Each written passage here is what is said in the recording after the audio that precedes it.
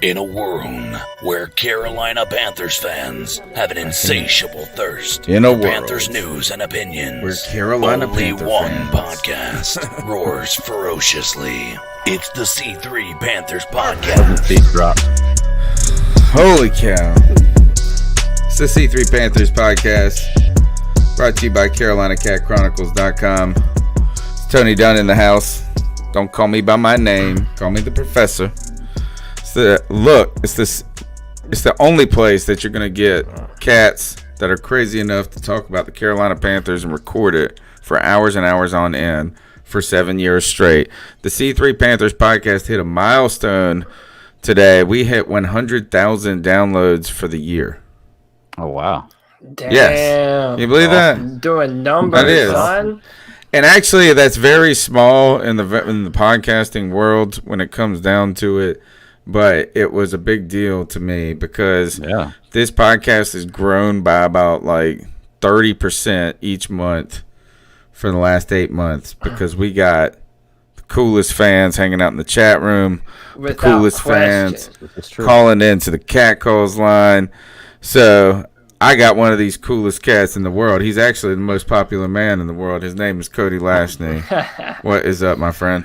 Tony Dunn, what is up, my brother? And yes, you are correct. We by far have the best fans, man. These Panther fans, and they are in our YouTube chat right now. We love them. All the big names: Ten Tizzy, Lee Andrew, Underground West, Josh from Mass is already roasting the mustache-less Tony Dunn. But having on good. What's he saying? Josh might need to come clean about some things himself. I'm just saying. Dakota Tumbleton, who we're going to dissect some of his thoughts from Twitter on tonight's show. Man, we got so much to talk about. Tony Dunn, Stat Bat Daddy, CK later in the show, and nothing to it but to do it, boys. Let's roll. Greg, how you doing, my friend? Doing well, man. First cold day of the year, really working outside, so I'm really feeling it right now. Can't stand it being cold all the time because it takes forever to warm up, but we're going to bring some heat tonight, so I know it'll help warm me up.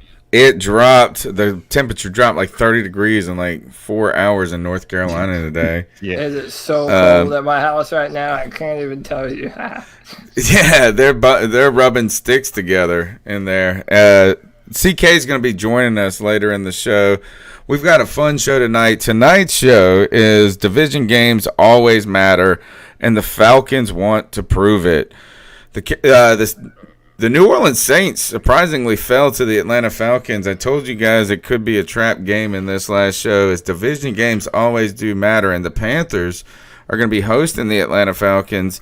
And while you think that this is a game that we want to call a get-right game, it will be a difficult match. The Atlanta Falcons always put it on the Carolina Panthers, or they always bring it, at the very least, should I say.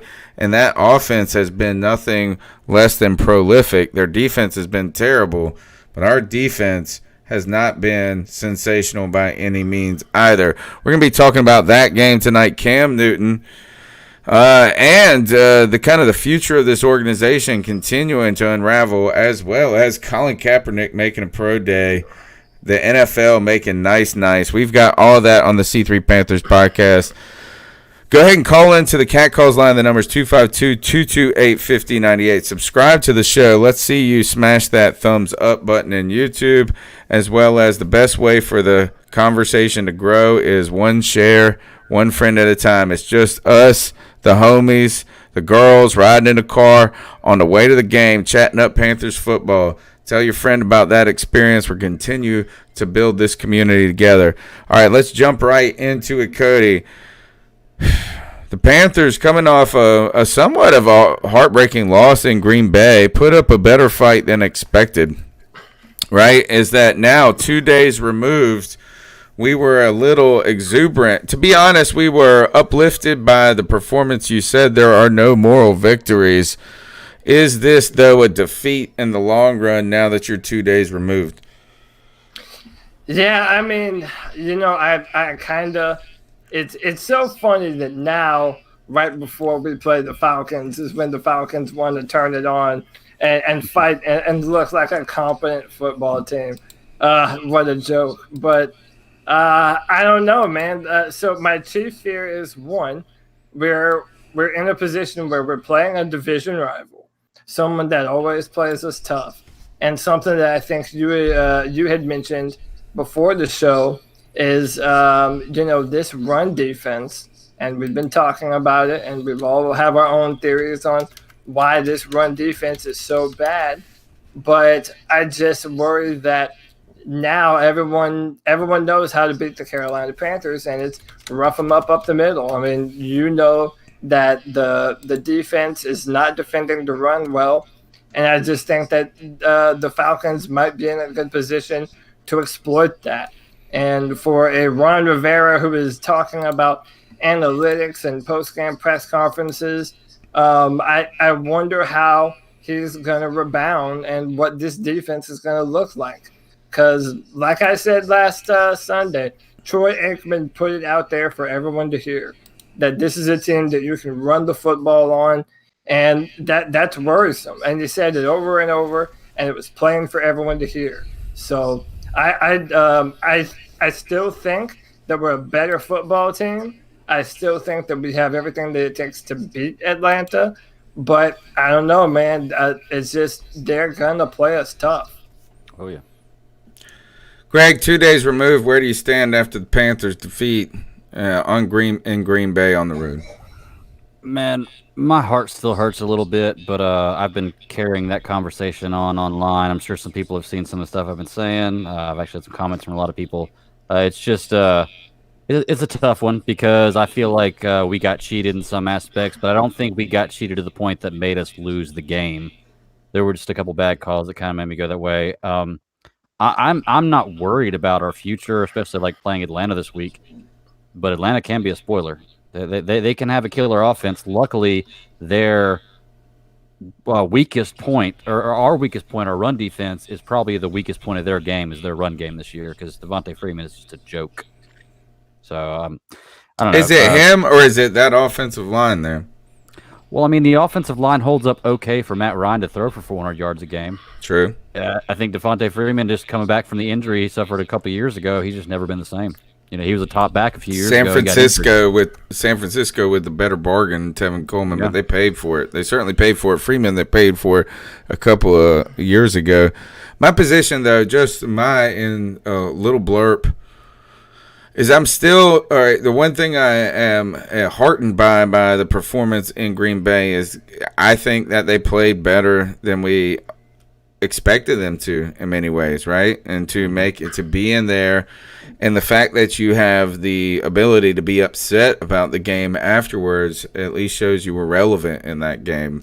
Yeah. You know, I'm heartened by Kyle Allen's performance and the fact that he has showed some resilience throughout these games. Is that, he's had some moments that he has not been great, but he's had some moments too where he stepped up in a big way, or at least he's done enough to keep the Panthers relevant. Again, he looked a little out of sorts and throughout that game last week, at least in the end, where he's chunking it at people's feet, he's throwing them over the head, he's throwing out of bounds. He looked but he was under duress.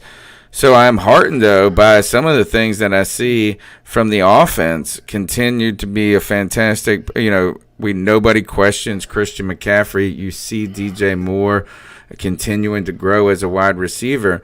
But there are some serious concerns, and strangely, they have shifted to the defensive side of the ball and the inability to stop this run.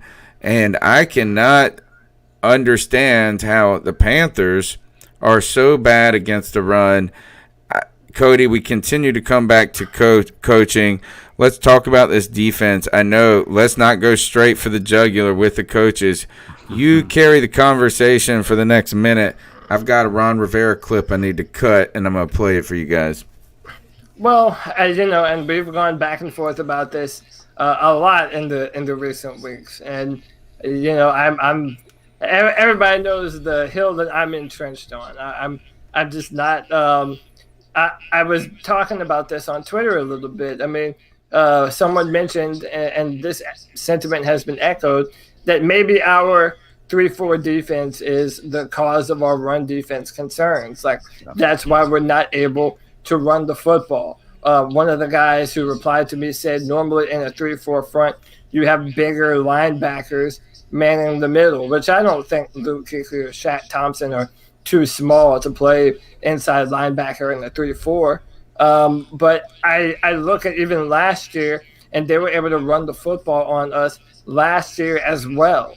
And it's a flawed argument when you say, well, if you run at 3-4, then you're not going to be able to defend against the run well. But frankly, that just isn't true. Some of the best defenses that there have ever been have been 3-4s, and they never had this kind of issue with teams just running all over them. So that kind of goes back to my criticisms that this is a coaching thing. This is coaches that are not diligent in having these players be diligent towards the run. They're I don't know if it's schematics. They're just not used to coaching this type of defensive front, but it's very clear that right now they're in over their heads because every football team is doing it week in and week out. Cody, let me ask you, man. What do you think our main reason for changing to 3-4 was? I mean, obviously it's going to supposed to shore up your passing game or your passing defense a little bit better, which it has. We've had a little bit better passing defense, I think, this year than normally. But I think that has a lot to do with the players. We got more talent back there. But I mean, do you think it was justified to make the switch because we were declining in the run defense last year when we were doing the 4-3? Well, I do think it was justified, if anything, because coming out of college, these outside linebacker edge rushers, they're just more prominent. There's more of them. Players are kind of more built that way now. Even though you have the occasional Myles Garrett or a Chase Young that'll come out this year, it's easier to fill out a 3-4 defense nowadays more than it is a 4-3. However, when employed effectively, I mean, you look at San Francisco right now. That is a true 4-3 defensive front.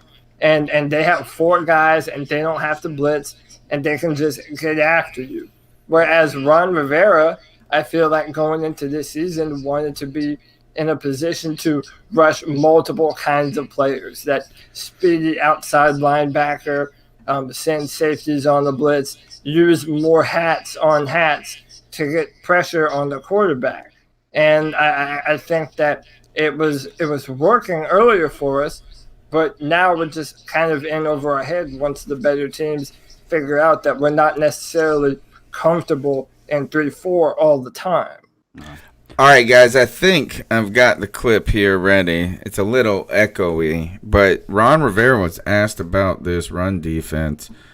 Guys, you tell me if you can hear it or just interrupt if you can't hear it. Well, basically what happened was we got gashed on a couple of plays.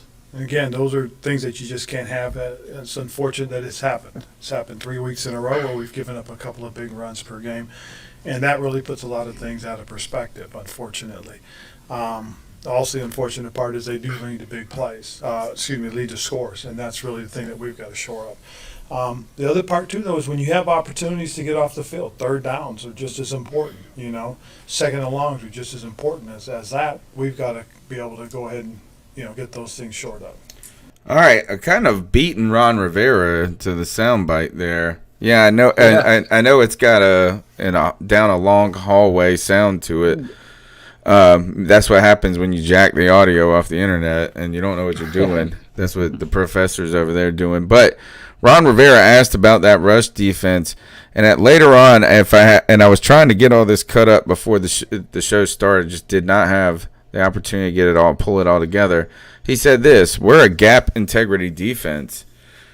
He continued to say this: that's what we are. We're a gap integrity defense, and when you don't do that, things are terrible. I was thinking about that terminology.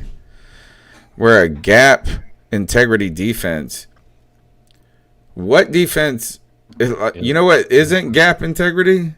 Is offense. Wait, what does that even mean? When you say we're a gap integrity defense, like, duh, mug, that's what defense means, yeah? Yeah? Is that, like, you can't even say that's a philosophy. It's like, this is my philosophy. We're a defense. Yeah. Well, and from what it sounds like, it's saying that instead of our player, like almost as if our defense is too ready to get after it. That instead of minding the gap and defending against the run, that's a great interpretation. They're looking to get after the quarterback and get sacks. The Sack Street Boys moniker is on the minds of players and fans. I mean, and that's how you win football games, is affecting the passer. But again, we go back to that 49ers game. Kyle Shanahan knew that that's what we wanted to do, that we wanted to put Jimmy Garoppolo in the dirt and make him throw the football, but he didn't let us execute our game plan. And then after halftime, when adjustments either aren't or can't be made, it leaves us, out in the wind, and they're going to do whatever they want to us. And, I mean, I'm really hoping that they have what it takes to fix it, because going forward, I think that's a problem that's going to get even worse. Let me tell you this: there are two comments coming down the pipe. The YouTube chat room bringing it strong. Shake and Bake and Michael Jones. I'm devoting the next part of the show to your comments in the chat room right here. But before we do that, CK and I are going to be going to this game this weekend against the Atlanta Falcons. Now I got to tell you, I've got the worst luck about going to the Falcons games throughout my career. I hate the Falcons more than anybody. Mike Vick terrorized me at East Carolina University, then terrorized me as a Panthers fan early on. But I tell you this, is I'm not going to miss a Panthers and Falcons matchup if I have the opportunity, because it's always a good game, even if it's a sad outcome when I'm there. Yeah. And if you want to get there to this game, you need to go to vividseats.com. Download the Vivid Seats app. You can get the ticket you want for the price you like. You can go to the football game this weekend with CK and myself. You can go check out a Charlotte Hornets game. You can go and see a Hurricanes matchup. Aho finally breaking the losing streak for the Carolina Hurricanes. Had a good season to start out, and you can be a part of that action by going to vividseats.com. You get a $100 discount if you use the overtime promo code on your first purchase, or at least up to $100. That's the promo code overtime. Use the Vivid Seats app. They have a rewards program. Join us to see the Panthers smoke the Falcons hopefully this week. All right, guys, I want to turn the conversation over to the YouTube chat room. There are two fantastic comments that I cannot ignore in the chat room here, and it's going back because the YouTube chat is so smoking. Shake and Bake says this, as he said earlier on, where is it? He said, Marty Herney in panic mode.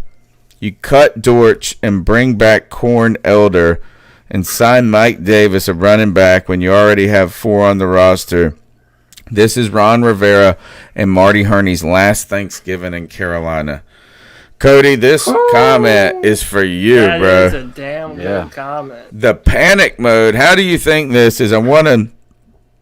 We have struggled in this return game throughout the history of the Carolina Panthers. I feel like when it isn't Ted Ginn or Steve Smith back there, I have not felt good. I can't remember a time I felt good about the Panthers return game. You guys brought it up last week. Dortch, or whatever that little guy, the little tiny man, was pretty electric at times. But this week, I don't know who was doing it this past week, but they muffed one. What is going on here in bringing Corn Elder in? Mike Davis, what is happening in these roster moves right here? Is this panic mode? So, Tony, I mean, listen, I think this is as good a segue as any into what we were kind of talking about in the lead up to the show tonight. And it's that, okay, so yes, this does seem like a panic move.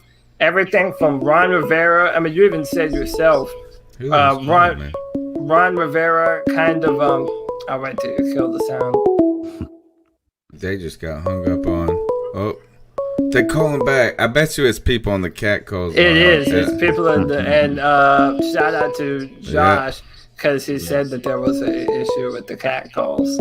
Yep. All right, there it is. If I can figure out how to stop calling, well, call now.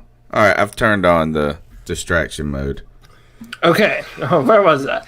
So it leads back. What a so, buzzkill that was. Yeah, I was on a good little roll too, man. Oh my goodness, Tony. Thanks, Cat Callers. Every please week. call in. It's me. But my point is this. I mean, you even said that Ron Rivera sounded kind of beaten in that press conference, and you're right. Why are we picking up another running back when we have two other good running backs on our roster and they don't play any snaps? So None. it's like, what are we talking about here? And that's why I said this is a perfect segue. And, obviously I waited, even though I did kind of mention it a little bit, I waited until tonight to talk about Cam Newton. And the reason I wanted to bring this up, and I want everyone's opinion on this, David Tepper is such a wild card. Because hold on. Before you get into it, please tell listeners who may not have heard the post game or be tuning in since last week the current status, Cam Newton. Just what has in the past week we have learned, because there has been even more information that's leaked out this past Sunday potentially. Yes, so Cam Newton has been officially put on season-ending IR. And now reports are coming back that he is seeking Liz Frank surgery. So that way he would be healthy and ready to go by March before next season, 2020. And obviously we're all, if you listen to ESPN or Fox News or any of the major sports pundits out there, everyone's saying, trade Cam Newton, get a bargain of picks or cut him and save $19 million in order to sign future players or future draft picks or what have you, and build up a football team around a different quarterback other than Cam Newton. And it got me thinking about David Tepper, and I wanted to bring up our man and listener who's in the chat room right now, Dakota Tumbleton, because he asked me this on Twitter. He said, how are we feeling about David Tepper? Last year, he was all about being in the spotlight. Then we lost to the Steelers, and he disappeared. He was allowed on the podcast. We talked about Thomas Davis coming back after 3 ACL injuries in a row, and he was allowed to do this because Jerry Richardson was an owner that was all about the player. And as of right now, we don't know what David Tepper is. We don't know if he believes that Cam Newton is the future of the Carolina Panthers. The Pro Football Focus guys are not very high on Cam Newton if you're looking at it from a pure analytical standpoint. So if David Tepper is of that mindset, then he might not want Cam Newton to be in Carolina for another year. So we have all these questions about Cam and about the future of the position, and it all lies on the man that we have no idea what David Tepper's opinion on the matter is. Yeah. CK in the house. Welcome, my friend, to the podcast. How's it going? We're doing well. I hope that the baby is tucked in tight by this point. We'll find out. We'll find out if you go dark. We understand. I got 3 of them. Where do you think this is that now we are a week out? We have heard last week, CK, that Cam Newton has gone to injured reserve. Obviously, we expected that as a real possibility. You continued to hear the news before he went to injured reserve that he had that advice implied that he should try to rehab this. But I feel like that news lent to a model where he was trying to get back this year potentially.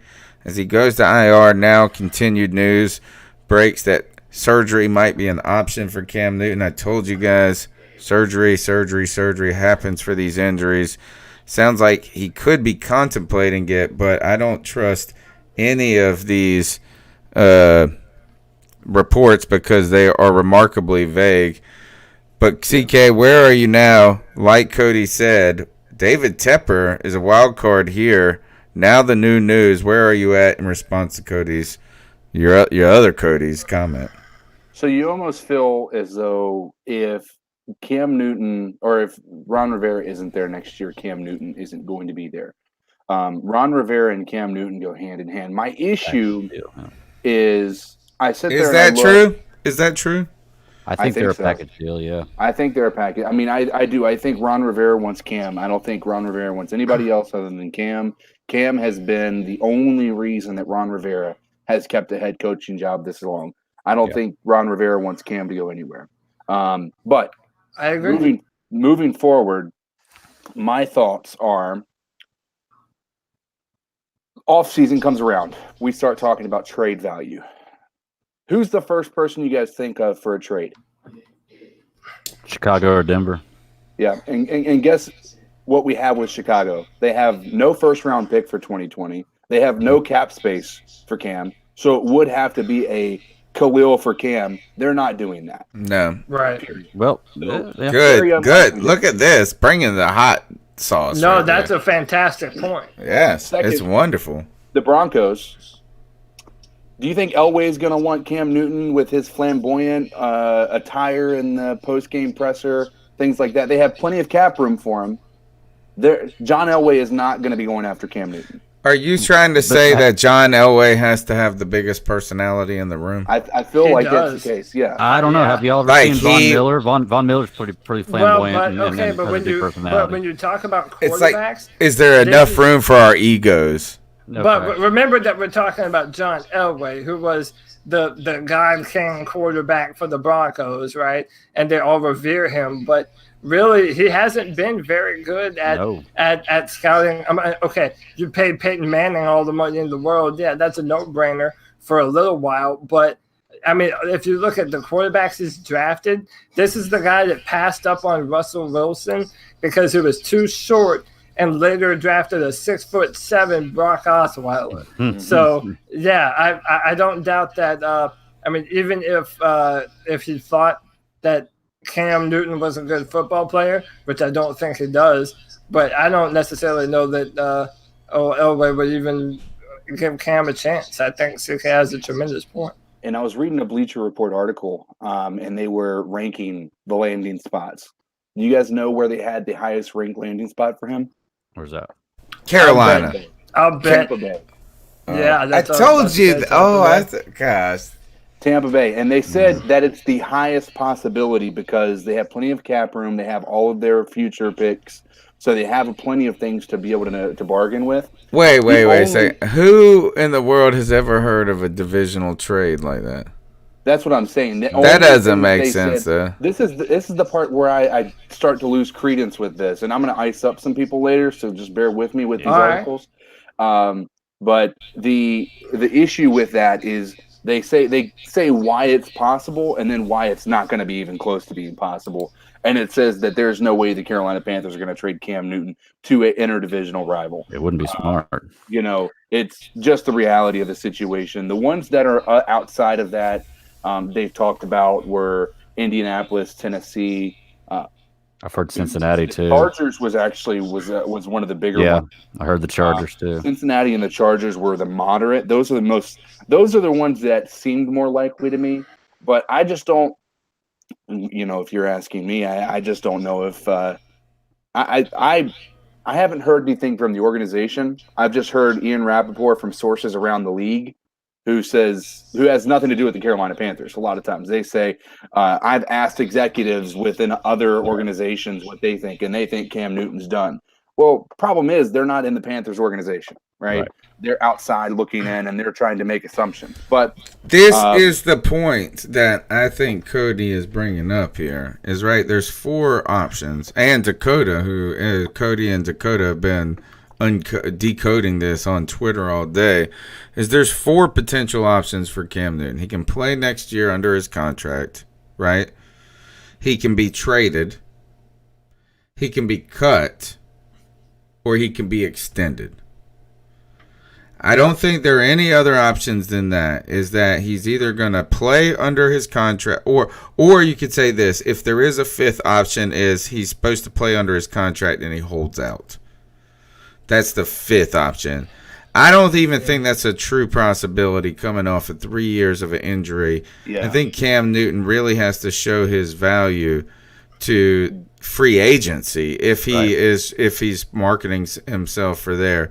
So I think that things tend to lend towards him being a Carolina Panther, but this comes back to Cody. The point is really there's only one factor here that truly matters, because we understand that Cam Newton is a value there at $20 million. That's a value for Cam Newton. Even if he gets the surgery, I do think there's some question marks if the timeline is a little optimistic for him being ready in March. I've always heard that these surgeries take a little bit longer. I've always heard a year. It takes a year for that, right? And I understand that. I'm not saying they give you the best timetable, but the real answer to this question is not what comes back to David Tepper, Cody. It all does, and I kind of want to hit on that point again.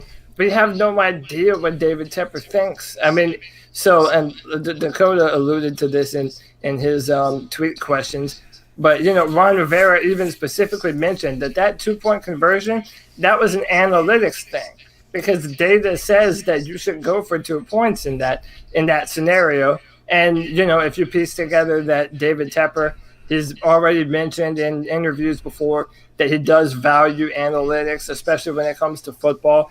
That's a nudge, nudge, wink, wink from Ron Rivera at the owner saying, hey, I'm doing the things that you like and the football team that you just bought.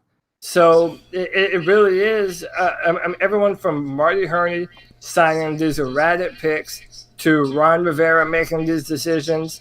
I mean, it's very easy to believe. And Tin Tizzy in the chat is pretty much saying we should just rip off this Band-Aid now and accept that David Tepper probably is going to move on from Cam Newton. I think that's too. I think that we don't have any evidence that says that. 100% we don't. And then I'll shut up because I know I'm long-winded. The last thing I'll say about this is if you look at Ian Rappaport and all these Twitter accounts that are coming out saying, they're hearing sources that Cam Newton is likely done in Carolina. Like, those more respected reporters, they're not just putting their opinion out there. Right. They're not going to, out there. Yes, they are. They're all sensationalists by this now. The only one that's not a sensationalist is the one that works for NFL Network. Which one is that? Ian Rappaport. Ian Rappaport. I was going to say, Rappaport's got some pretty good stuff, man. He's the only one. The Schefter is even a little clickbaity. Yeah. We ice him up because he put out something. Yes. I'm telling you, is that I don't trust. Like, they kind of just take these like nomenclature or whatever these little phrases are start to surface. Is that I saw an article on one website today.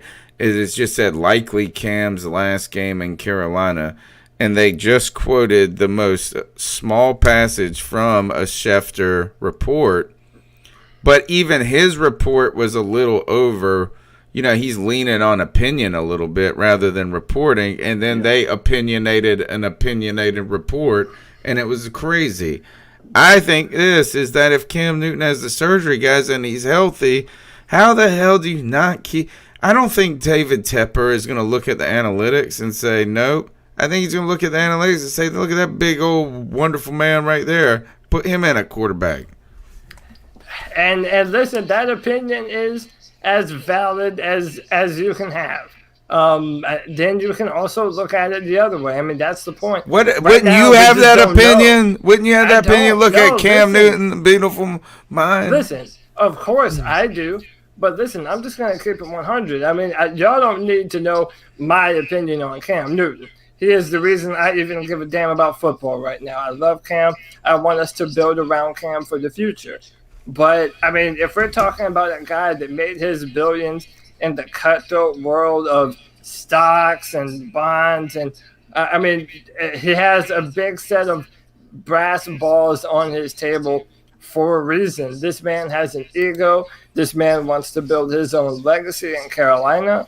And I think that all that matters, and you have to take that into consideration when considering what's going on in the Panthers front office in the next few years. I mean, he might want to clean house 100%. And I agree with CK. More than likely, if one of them goes, everyone's going. So I don't know.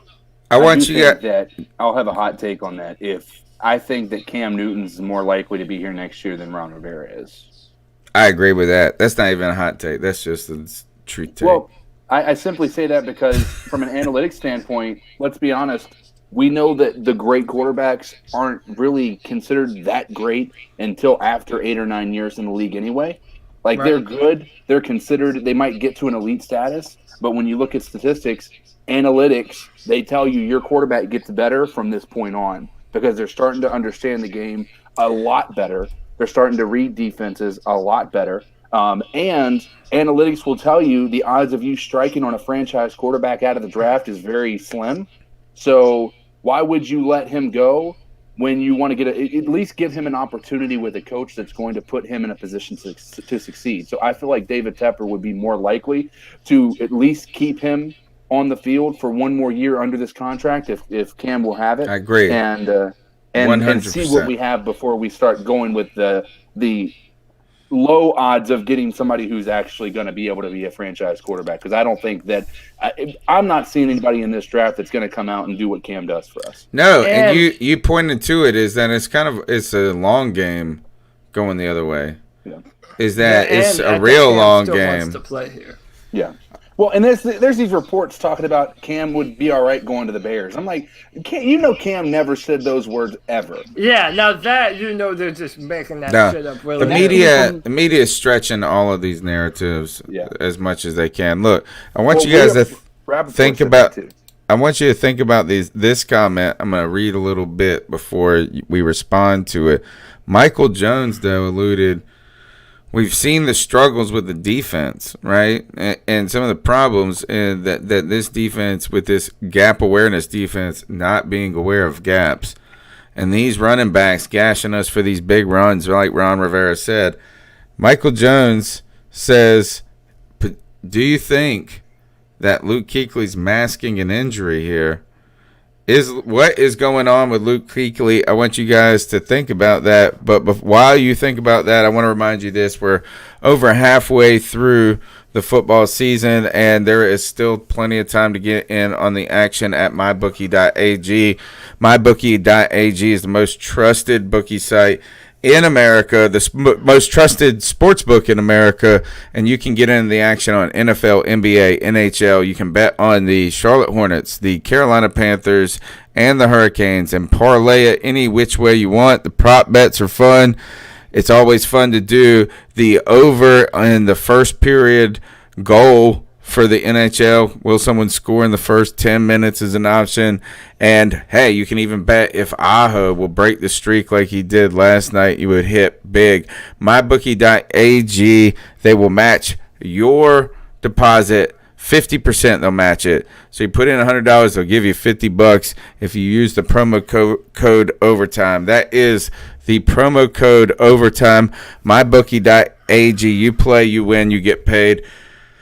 What the heck is going on with Luke Kuechly, guys? The best linebacker in the NFL has been, we saw it somewhat last year a little bit, is that we've started to say, hey, Luke Kuechly is not making his presence known as much as he used to be. We've defended it. We've tried. Well, nobody's critiqued it. Where is Luke Kuechly? Is Michael Jones onto something here? Could he potentially? Why is he absent? Is it him declining, or is it an injury? I'll just turn the mic over to you guys. I'll let y'all jump in on this one first. Nobody wants to talk about. All right, well then, okay, all right, so then I'll jump in first. Fine, have it your way. Take that. Listen, where is Greg not- at? Greg is all quiet over there. He hasn't talked like an hour. He might be frozen. I don't know. So listen, this is my thoughts on Luke. Whenever our entire team is playing bad, it seems like that's when we notice Luke Kuechly playing bad the most. I've seen a lot of people on Twitter talking about how, this is Luke not wanting to get another concussion. And I don't know how much truth there is to that, because then why would he even be playing if he was afraid to get a concussion. I mean, I don't know what the numbers are right now, but Luke Kuechly was leading the NFL in tackles a few weeks ago. I don't know if it remains that way, but I don't know. I kind of think that we're noticing Luke Kuechly more when the team is bad. That's not saying that he hasn't missed more than in previous years. I mean, he is in his 8th year of his NFL career. I don't know. That's why that term window is so important. When you have talented players, you want to put other talented players around them when they're in their prime. And Luke has taken a beating these past few years, everything from the concussions to just him working and being on every play. Maybe it's finally started to take its toll. Tin Tizzy says this. Tony's late on the comments. Tony, he said, I brought up the possibility that the concussions are showing. What do you think about that? I feel that that's a bold statement, Tin Tizzy. And by the way, guys, Dakota has brought it to my attention that when we but when we use the chat window in this, it's also displaying on YouTube. So next time you type in the messenger, just tell the YouTubers that they're awesome. Okay, so don't say all the naughty no words we like to say. I don't know. When are we gonna talk about this Twitter video about the girl poofing the blue smoke? I'm sorry. Let me do my take on the cutie, and then we'll go that route. All right, here you get it. Cody, take the show for a second. You guys carry it. I gotta be right back. Yes, all right, okay. Go ahead and lay your opinion on us. So my take on Luke is not that he's playing less effectively. It's that I think that everything that is the offensive game plan is about being deceptive to what Luke thinks is going to be coming. You know, we saw what the 49ers did. They said they used a lot of silent motions. They used a lot of, hand signals that Luke had no ability to see. And I think you saw a few of those times with Aaron Rodgers too. I think they understand, they know what Luke is going to be watching on film, and they're watching that film and they're counteracting him before he can do anything. I think that has a lot to do with it. But I do think that the way that they're playing the game at this point is Luke has a 50-50 shot of making a tackle. And I just don't think that's gone his way. When it's on the big stage, like, we saw one of those big runs last on Sunday where it looked like he was being blocked in the back, but whatever. He had a clear line to the running back, but he went to the left thinking that's the avenue they were going when they actually went right. Yeah. I think it's just a matter of they're using Luke's analytics and his style of calling the play before the play actually happens and using that against him. But that's just me. Greg, I am interested to hear your opinion, Greg, because I feel like whenever we talk about Luke and his performance, you're the one that kind of brings up that, Luke Kuechly, he does miss a few more tackles than he normally does, and he isn't necessarily as quick to the ball. So what do you think about Luke Kuechly, and is he performing at a worse level than before? Greg, but you have no volume, by the way, brother. That's where it is. Yeah, we're wondering, hey, what the hell is Greg? Greg's talking the whole time. His volume's jacked up, but Tony's back. Trill, don't worry. Look, Trill once said, bring me a beer too, Tony. And Trill, you can come over to my house anytime. I got all the beer you need. It's got a kegerator. You are welcome, brother. We watched the Panthers game together. All right, so guys, Luke Kuechly, his skills. There is no way. It's like it's sacrilegious to say his skills are diminishing, but there is a less of a stamp being placed on these games by him. And I did see a fantastic discussion on Twitter earlier this week, maybe just yesterday. I cannot forget who brought it up. They need their name mentioned in this, but he said offenses are game planning for Luke Kuechly and specifically trying to get a second-level blocker on him. Like, that the whole idea is that they know that defense weak up the middle, so they send a guard after Kuechly early. Yeah. Well, I feel like they always get a hold on Kuechly too. Like he always, Yes. like I've never seen a player get held as much as I've seen him get held, because he gets past the line of scrimmage so often, and he's getting ready to make the right read, and so you see his arm all the way over here being pulled by somebody, and he can't do anything. It just Can you hear me yeah, now? we heard you. Yes, Okay. you have volume. Hey, I'm not gonna lie, man. I was sitting here. I was like, man, these guys are just ignoring me. I'm trying to get on the No, conversation. we haven't been able to hear. We had I was like, no man, they're just idea. ignoring me. We had no idea where your volume was. We Yeah, thought you I were don't just know. being quiet. God, I was like, we were like, let's give the question over to someone else, and then everybody waited, and we're waiting. Like, damn, even CK's like, I don't want to answer it.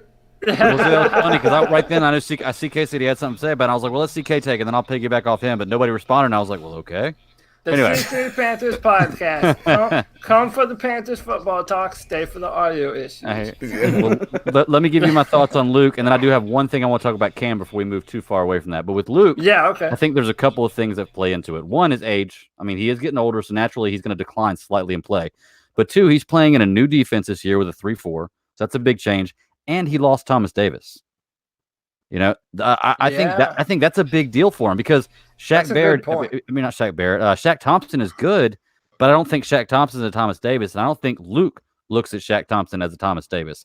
I think Luke looks at Thomas Davis as somebody that he doesn't have to worry about. If you're on that side of the field, I don't have to worry about it. But with Shaq Thompson, he feels like it's almost like a big brother. He's got to watch out for him. He's got to direct him, and he's got to make sure he knows exactly where he's going and tell him where to go. And I think those have some factors in what's going on. He's taking on more of controlling the defense this year without TD there. Is there any credence though? Is there any credence though that Luke Kuechly may be struggling in the 3-4? I've heard this is look, and I think there's a legitimate look. Luke Kuechly has never played in it till this year. He said that he said that it's new. Is there a potential that the system maybe not only the learning adjustment for it, right? Is that just getting used to a completely or a significantly different system? Well, also the factors you said with his physical ability, but then the idea that he's just himself not exceptionally familiar with it. Could he, and maybe not even suited for his skill set exceptionally. Is that anything? I'll put this is my own personal opinion on Luke in the 3-4. Listen, I have no doubt that Luke has slowed down some. I don't expect him to keep up the same level. But I really don't buy the argument that it's because we're in the 3-4 now. And I think that we kind of answered our question before we even asked the question. When Ron Rivera is talking about gap soundness and minding your gaps, whenever Luke Kuechly whenever they're asking him why he's so good or why he's able to do what he does, the first thing Luke Kuechly says is my defensive tackles in front of me make my life easier. So what that means is if our defensive tackles, if they're not minding their gaps, then the gaps that Luke Kuechly is responsible for, well, he might be minding that gap, but if the left defensive tackle doesn't mind his, then there's a cutback lane for the running back to go through, and Luke isn't in position to make that kind of play. Yeah. So I think as a result of our defense playing bad football on all fundamental levels, that kind of leads to Luke not being able to be as effective. Yeah, it's a very, very sound theory. I mean, yeah, like I said, I think that, and I really do think Thomas Davis not being there is a big deal for him because, like I said, he's covering so much more of the field now. He's having to worry about so many other people, and I think Thomas Davis is more instinctive than Shaq Thompson is. All right, let's move to your comment about Cam Newton. And while you're about to make that, there's 55 people watching, and 26 of them about to get shamed, or 29 of them about to get shamed. Come on, smash the thumbs up button. It's the C3 Panthers podcast. We're here every Tuesday night chopping up the latest Panthers news and opinion. Help grow Panther Nation, which many people believe is a small market. But I tell you this, is we might be a small market, but we are a community you want to be a part of because we got some of the best fans there are on the internet. And you can be a part of the show at 252-228-5098. Greg, you had a point about Cam that needs to be made. Let's hear it. I do. And this is not my theory. It's just so I just want to know bounce it off you guys and see what you think. I know we were talking about David Tepper and Ron Rivera and like the Panther culture possibly moving on from Cam and how they feel about it. How do you think Cam feels about it? Like, do you think What Cam a great question. might be thinking in his head that maybe it's time for me to go? Because I'm gonna bring up this one IG post he had, and if you listen to the first line of the IG post, it's exactly what you would say to a girlfriend that you're gonna break up with, and the first line in it is, "You guys will always be," or Charlotte, "You guys will always be in my heart." Now, I'm thinking that if you're addressing a city about something that you want to do, Yeah, man, that's a that's kind that of breakup line. I love you, but you know what I'm saying? Right. And like I said, I don't think that he is at a point where he wants to leave, but that narrative is out there, and I kind of wanted to bounce it off you guys, see if maybe. Do you guys think that maybe in his mind he feels scorned, or he feels like we've wronged him? That's a legitimate question as you look around and you're Cam Newton, who is one of the most beloved people, but also one of the most polarizing characters in sports. But at the same time, meant so much to Charlotte. There has always been a strong contingent, and they get more vocal when he is hurt or when he's not playing well. And that people call him what? Twitter? What is it they call him, Cody? The one. Twitter 150 F-150 or something. Ford F-150 Twitter. Yeah, but so does the noise at some point get to a player? And I mean it's hard to get it out, but is there something to that emotional component? And before you answer that, I was thinking about this question a little bit today, Greg, and I thought, I wonder if linemen are just really down on themselves as we continue to be like, fucking offensive line is a piece of shit. It's like, are they like listening to the noise also and crying themselves to sleep? Yeah. Guys, how does Cam feel at this point in the process? Is that part of it, or do you think is it not part of it? Do you think that he actually has filtered that out some and wants to be Carolina is his own? I kind of think there are two different theories on it. And, I actually give credit where credit's due. My mom brought this up. We were talking about Cam Newton, and she says, you know what? Maybe Cam Newton doesn't want to play in Carolina anymore. Maybe Cam Newton wants to find some greener pastures. Now, again, we're just floating this out there. No one knows, but we're talking about all the possibilities. And what if Cam Newton feels the same way that we do? What if you feel that the Panthers have kind of underserviced you? They haven't put great offensive line around you. They haven't put a bunch of good wide receivers until recently, and he's been hurt. I mean, I think Cam Newton wants to play here. That's my opinion.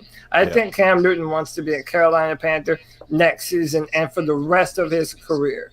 But I also do see a possibility being real that Cam Newton says, well, look, if some other team, okay, let's say, for example, if the Bears did have a first-round pick, the Bears have a loaded defense. They have Allen Robinson, who's incredible. They have good weapons.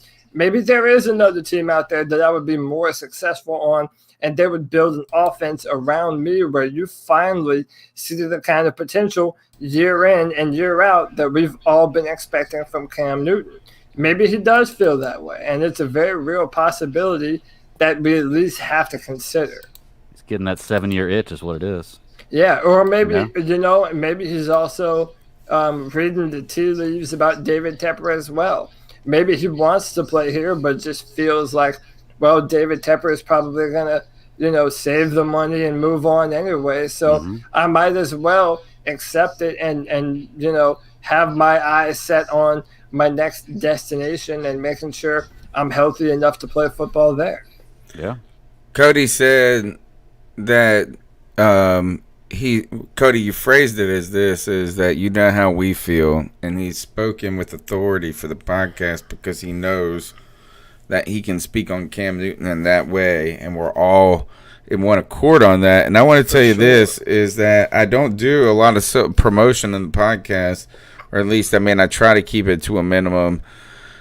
But we have had these shirts, these I Stand With Cam t-shirts that I printed in 2016. I had it after he was taking all those hits to the head, and there was questions about, do people you know what I'm saying, as people are talking junk about him, the refs aren't giving all this, but each and every single year, the meaning of the I Stand With Cam t-shirt has changed, and it's had multiple meanings in the year. And it's like it was such a mantra of the podcast. And shout out to Levon and Chance. I'm not going to use your last names. These cats bought some I Stand With Cam t-shirts after I mentioned it in the last podcast. One cat bought 111. He bought all the shirts. Oh, wow. $111. I mean, I only had like 12 of them. There's not many left. There might still be a couple. But I looked at, so I was using the bathroom today, and I checked the app, and I got a notification. I was like, good God. I was like, nobody's ever bought $40 worth of shirts on this website, let alone 100. I was like, oh, this must be a typo. But my man, Chance, you stand with Cam. Levon, you stand with Cam. We stand with Cam. And you can support this podcast by subscribing, telling a friend about it, and maybe even considering buying one of those T-shirts. Really, all they do is help us continue to talk about this so I can pay for things like the website and the host and that to that effect. So thank you for that support right there. Guys, the fans, they have a lot to say, and we need to get to these cat calls. You know that's where it's at tonight. Let's see what people have been saying about Cam Newton and the Panthers' loss in Green Bay. So what are your thoughts on catcalling? Yeah, it's pretty. You shouldn't do that to somebody. And how did that make you feel? Very uncomfortable. So how do you think catcalling makes the person feel? It feels good, like. Who's that cat sitting in the back corner with his face buried in his nose? Who's that kid that can use one? Hey, C3 Panthers podcast. This is my first time listening, and I'm loving it. First of all, can I pause and give a shout out to all our veterans coming up on Veterans Day. Yes, sir. Me, myself, I'm currently serving overseas in the Middle East and get to hear all the good stuff about Panthers Nation. Originally from Salisbury, my grandparents helped me become a Panthers fan. So, Panthers Nation. Yes, sir. Thank you. My name is Brandon, and I just got to say that was a crazy-ass game, man. I believe Kyle Allen has been doing great for his first season. I believe this is his first season starting, so I just got to say he's helped to prove us. He's above 500. We're above 500 right now, so I think if he wasn't there, we wouldn't be above 500. Kyle Allen, he's learning a shit ton from Cam Newton being on the sidelines. I'm sure he's getting a lot of guidance, so there's a lot for him to continue to learn. He's very young, but experience comes from being on the field and getting more reps. So, also on a side note, I believe he did great playing in the snow.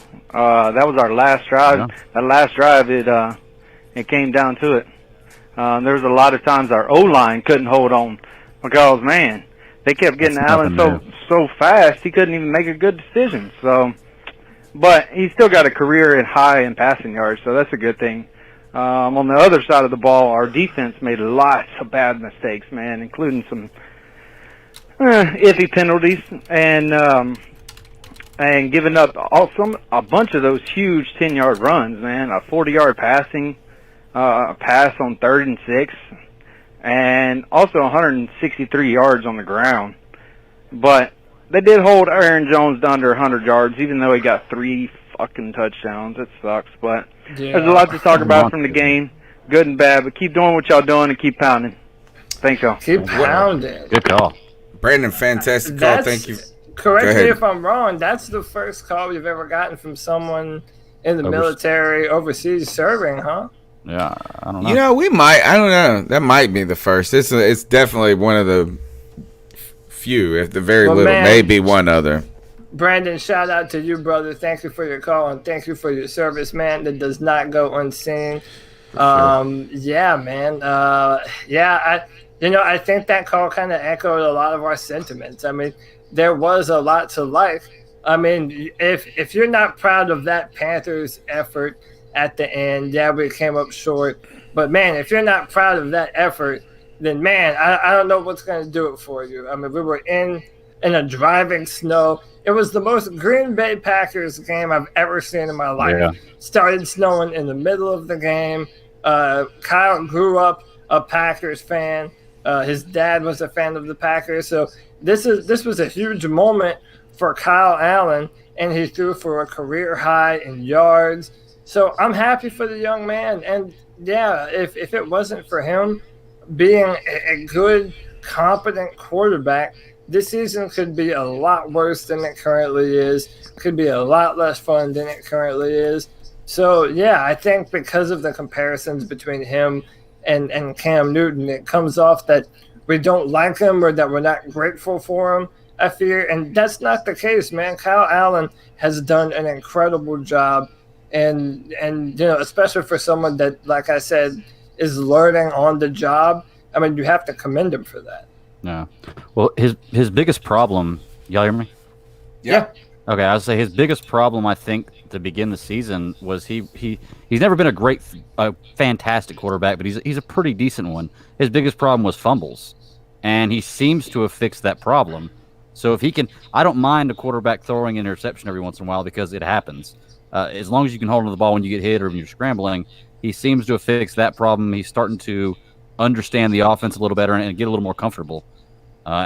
It seems like his ball is much more easily catchable to the receivers also, because I see the receivers making catches, like diving back and making catches that Cam will throw to him, and they always drop.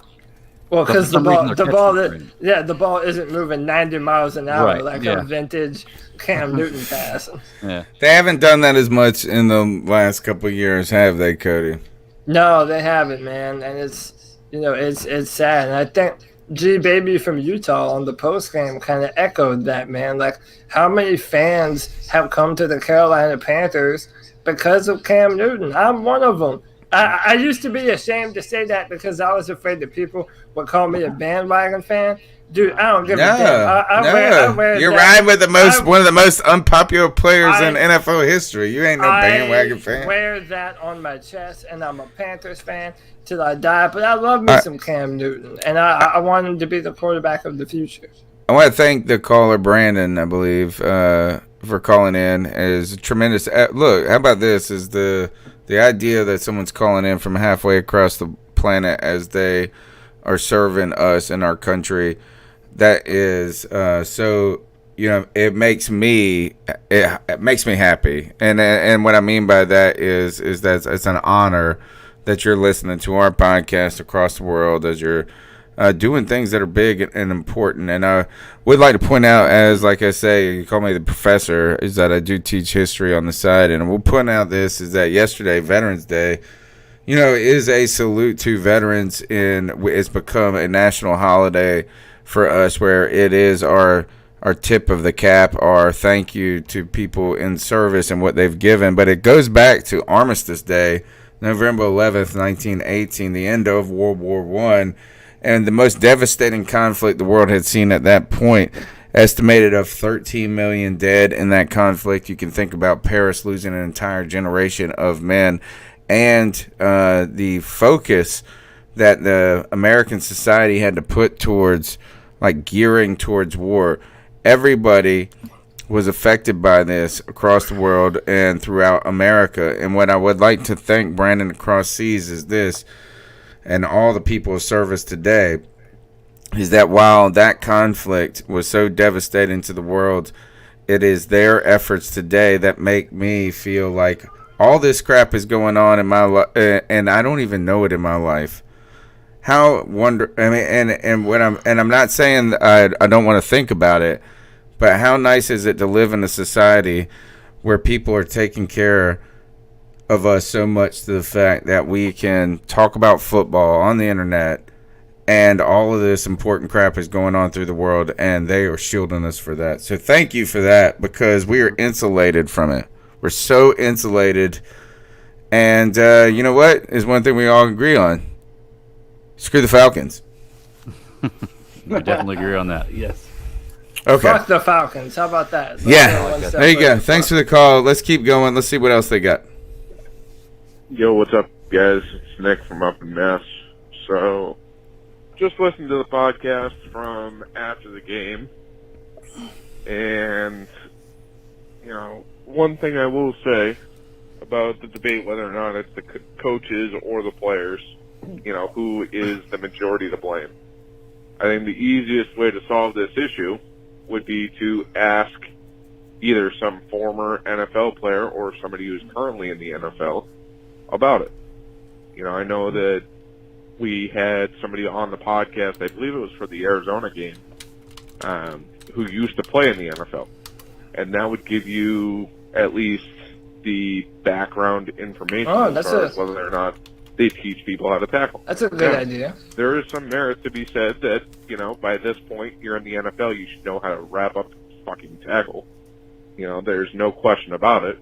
But at least if you were to get a professional opinion who's been there, they can at least point us in the right direction as far as how in-depth some teams go with training people how to tackle. Yeah. I mean, it's a fair point. Just so that way, we're done arguing between ourselves. Now, hold on. I want to pause. I'm gonna pause that. I'm gonna pause it right there because you remember when we got the clock. That does sound awesome, doesn't it? It's essentially like a tackling consultant, right? Yeah, like so the Arizona guy that we had on I think he was the one that played, right? Well, my point is that with the tackling, we thought we were getting a time management consultant. And then you guys brought it to my attention that as we got someone who is a time management official or assistant, that he's just like one of the guys already doing the job. Yeah, so it's not like we really prioritize. It's like, hey guys, somebody's got to keep up with the clock. Yeah, somebody's got to get. Who is going to be the new tackling consultant for this? I hope it's Cody Lashley. Run those asses over. I mean, hey, hire me. I'm looking for a job chasing after some assholes. Let's go. But so I don't know if anyone's ever seen this video before, but it's on YouTube. You can look it up. The Seattle Seahawks and Pete Carroll have a video that they have online, and it's all about tackling. And they implement rugby-style tackling. So it does an emphasis leading with your head, and it's always leading with your shoulders, and it's wrapping up at the hips. And I know in the video, at least, he says that this is something that we drill into our guys. Because one, not only is it the safest method of tackling because you're not putting your head and your neck at risk, but it makes sure that you wrap up on every play, and it's still aggressive. I mean, this is the type of coaching style that was implemented in the Legion of Boom and that legendary secondary. So I don't know if maybe the Panthers need to incorporate something like that. I don't know what it is, but it just does feel to me like there is a diligence that is not being done on this football team when it comes to, one, like Ron said, gap assignments, and number two, wrapping up when you tackle and making sure that when you get your hands on someone or when you have the opportunity to, you do not let them go and let them out of sight. So you think guys are trying to thump instead of wrap up, basically? Yeah, I think guys are kind of looking to lay the wood on them and get a big highlight reel knockdown tackle instead of going for the safe, wrap up with your arms tackle to make sure that you make the play. Tin Tizzy says this. It seems like they're going for sacks instead of run blocking. And Brad Dugan, you stupid. Brad Dugan he said Ron must have got an F in first grade on read the clock. My man said, "No, that's a quarter after." You're like, "Nope, that's a half pass, Ron." Poor Ron over there. His mom's struggling with him. Read the clock. All right, could somebody have one more thing to say before we go? That's my favorite comment of the night. That's all I have to say. All right. Let's go with the. There's more call. There's more of the call. Let's do it. I've been a fan of Carolina for almost a year now. Me and Josh went to week, I think it was 17 last year. It was when we played the Falcons at home. And that was the first ever Carolina game I had ever seen, first one I had ever been to. And, I became a fan at that game. And I've heard all these legends about Cam Newton, how awesome he is, and I've never gotten to see it. So, I hope and pray that we do him right, we keep him here, we give him a chance to play. So not only do I get the chance to see Cam Newton at full fucking strength and to see what he actually brings to the table. So that way the guy can prove himself. Based off of what I've heard you guys say, that's the least that he deserves. You know, I know for a fact that we got him on the cheap right now. Yes, $19 million is a lot of money, and it gives you a lot of options for other players. But come on, let's give the guy a freaking chance. You know, he's carried this team on his back for the last 9 years. Give him the chance to actually come to the table fully healthy. Let's build up the offensive line around him, so that way, if he does break out, at least he has a couple more years with a good offensive line. You know, work on the defense a little bit. Let's get this thing going. There's no need to get rid of the guy. Love the show, guys. Keep pounding. Let me know what your thoughts are. I think he's just kind of seconding our sentiments that we had earlier about Cam, or not seconding, but kind of saying the same thing we were. Where I think we all feel like Cam deserves a chance to prove himself again, to show that he's still the guy that he was. Imagine not being able to see. Imagine not seeing Cam. Doesn't it? Imagine thinking about Cam and not ever seeing. You know what I'm saying? Think of that 3 years. Doesn't it kind of seem like a unicorn now? Like healthy Cam Newton, vintage Cam Newton. It's like it's so far yet so close at the same time. Because I mean, listen, let's speak to the real fear. Let's say Cam Newton does go to Tampa Bay or Tennessee or the Chargers or wherever, and then what if our worst fears are realized and Cam Newton becomes Super Cam again, but this time for a different team that isn't the Carolina Panthers? I mean, it would make me furious because I've been telling everyone that this is who Cam Newton is. This is the kind of quarterback that we have on our hands. You just have to give him a little help and make sure that he's healthy. But if that were to happen, man, I think that it's going to alienate a lot of fans like myself. Now, I'm not going nowhere. I'm going to be a Panther fan to the day I die, man. But I already know that there are fans that are like, listen, man, after the way the organization has treated Cam Newton, wherever Cam goes, I'm going with him. And that's not what I would do, but there's a lot of fans that think that way. There were a lot of Peyton Manning fans like that. Yeah. The number is 252-228-5098. You can be a part of the longest running Panthers podcast out there. Let's see what these guys got to say. C3, what's going on? This is Simple Southern Customs. I am a first-time caller. I've been listening basically this whole season. What's up, man? Well, welcome. Welcome to the show. The autonomy to kind of speak your mind freely. It's pretty cool because, I mean, shout out to Bill Voth and Matt Henson. They kind of got their hands tied with what they can talk about.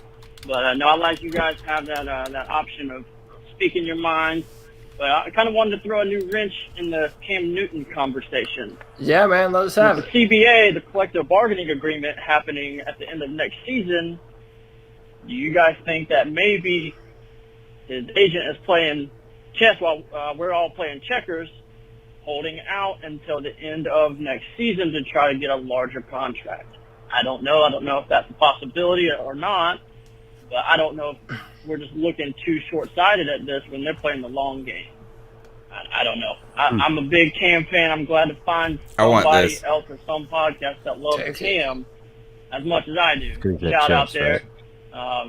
Confused on who we're playing next week because I thought we were playing Seattle for the next 4 weeks after Greg was talking about it. But no, shout out to you guys. Keep doing what you're doing. Keep pounding.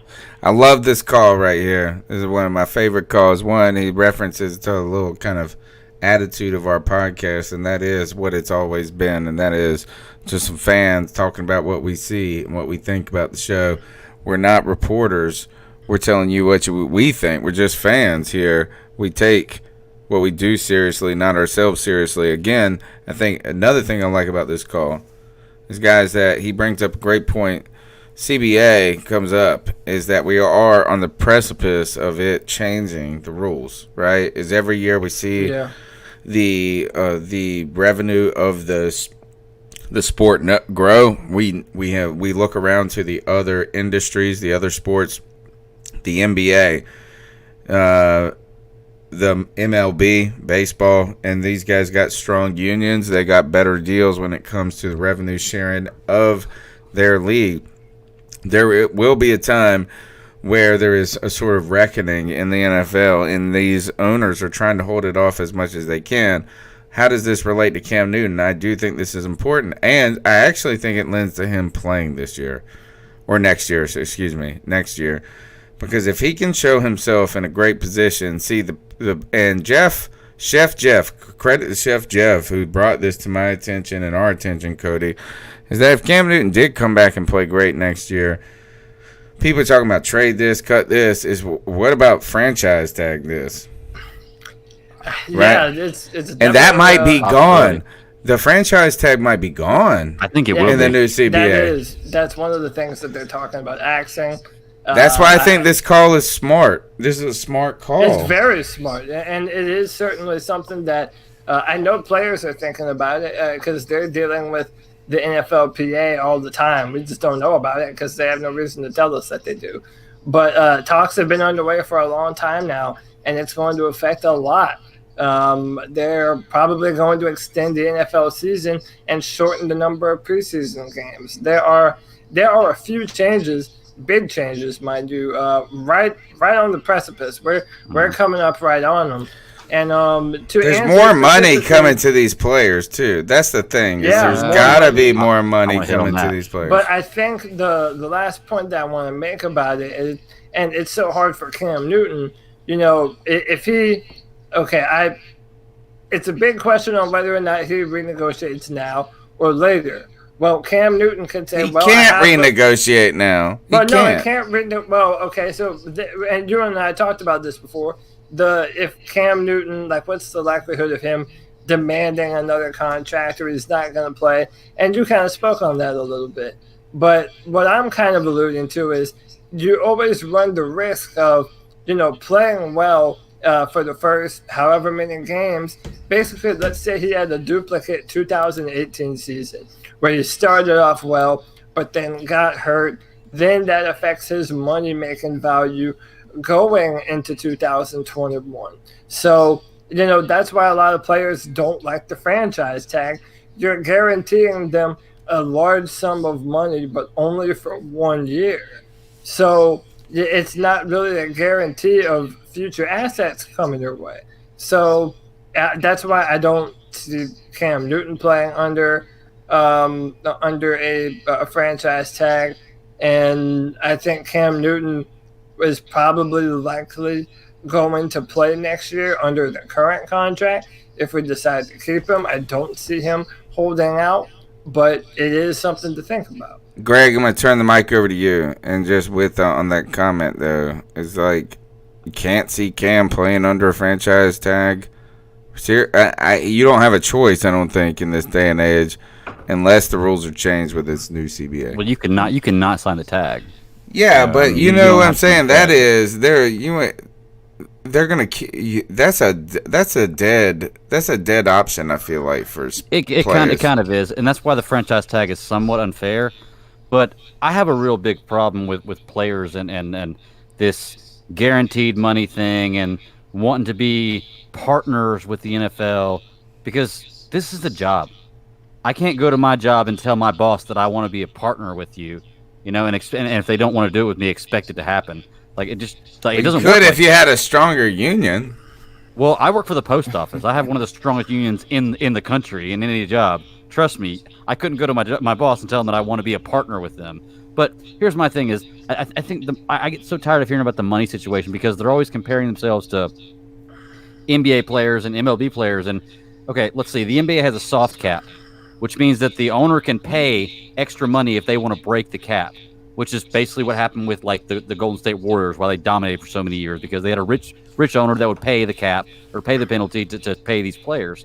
And you're also talking about paying 14 players as opposed to 52 plus a practice squad. You look at the MLB, they don't have a salary cap. You're talking about 25 players. So you can't compare the two sports. But you can, and this is that they have fully guaranteed contracts, bro. Okay. These mugs sign a 200 when you get a get a football contract, they say it's worth $120 million. but the last $30 million ain't worth jack, except for Kirk Cousins, who signed a fully guaranteed, but the contracts are so short.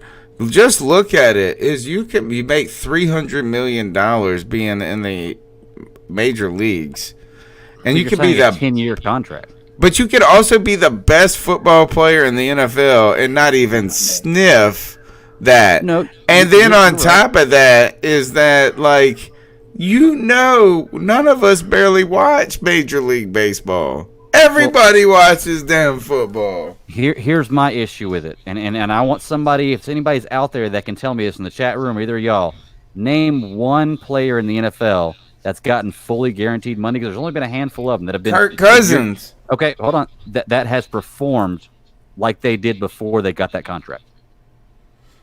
Because once they get that money, their play always goes down. I cannot name one. Cam Newton didn't get fully guaranteed stuff. Well, and not guess what? fully guaranteed, but Cam Newton got his big deal and then became MVP. Well, Greg, what I think the counter argument to that would be, and by the way, I'm not really on one side or the other. As long as we end up seeing football, I'm good with whatever happens. But there could be a lockout. I think, but I think to play devil's advocate, kind of to what you're saying, Greg, is that these players are looking at the NFL. No one makes more money than the NFL. And when you compare how much money the NBA players and the MLB players make compared to how much those organizations as a whole bring in, NFL players probably see less of that pie than when you compare it to other sports. You add on top of that there's no other sport that is as physically taxing as football, and what they have to go through in training and tackling. Shorter careers.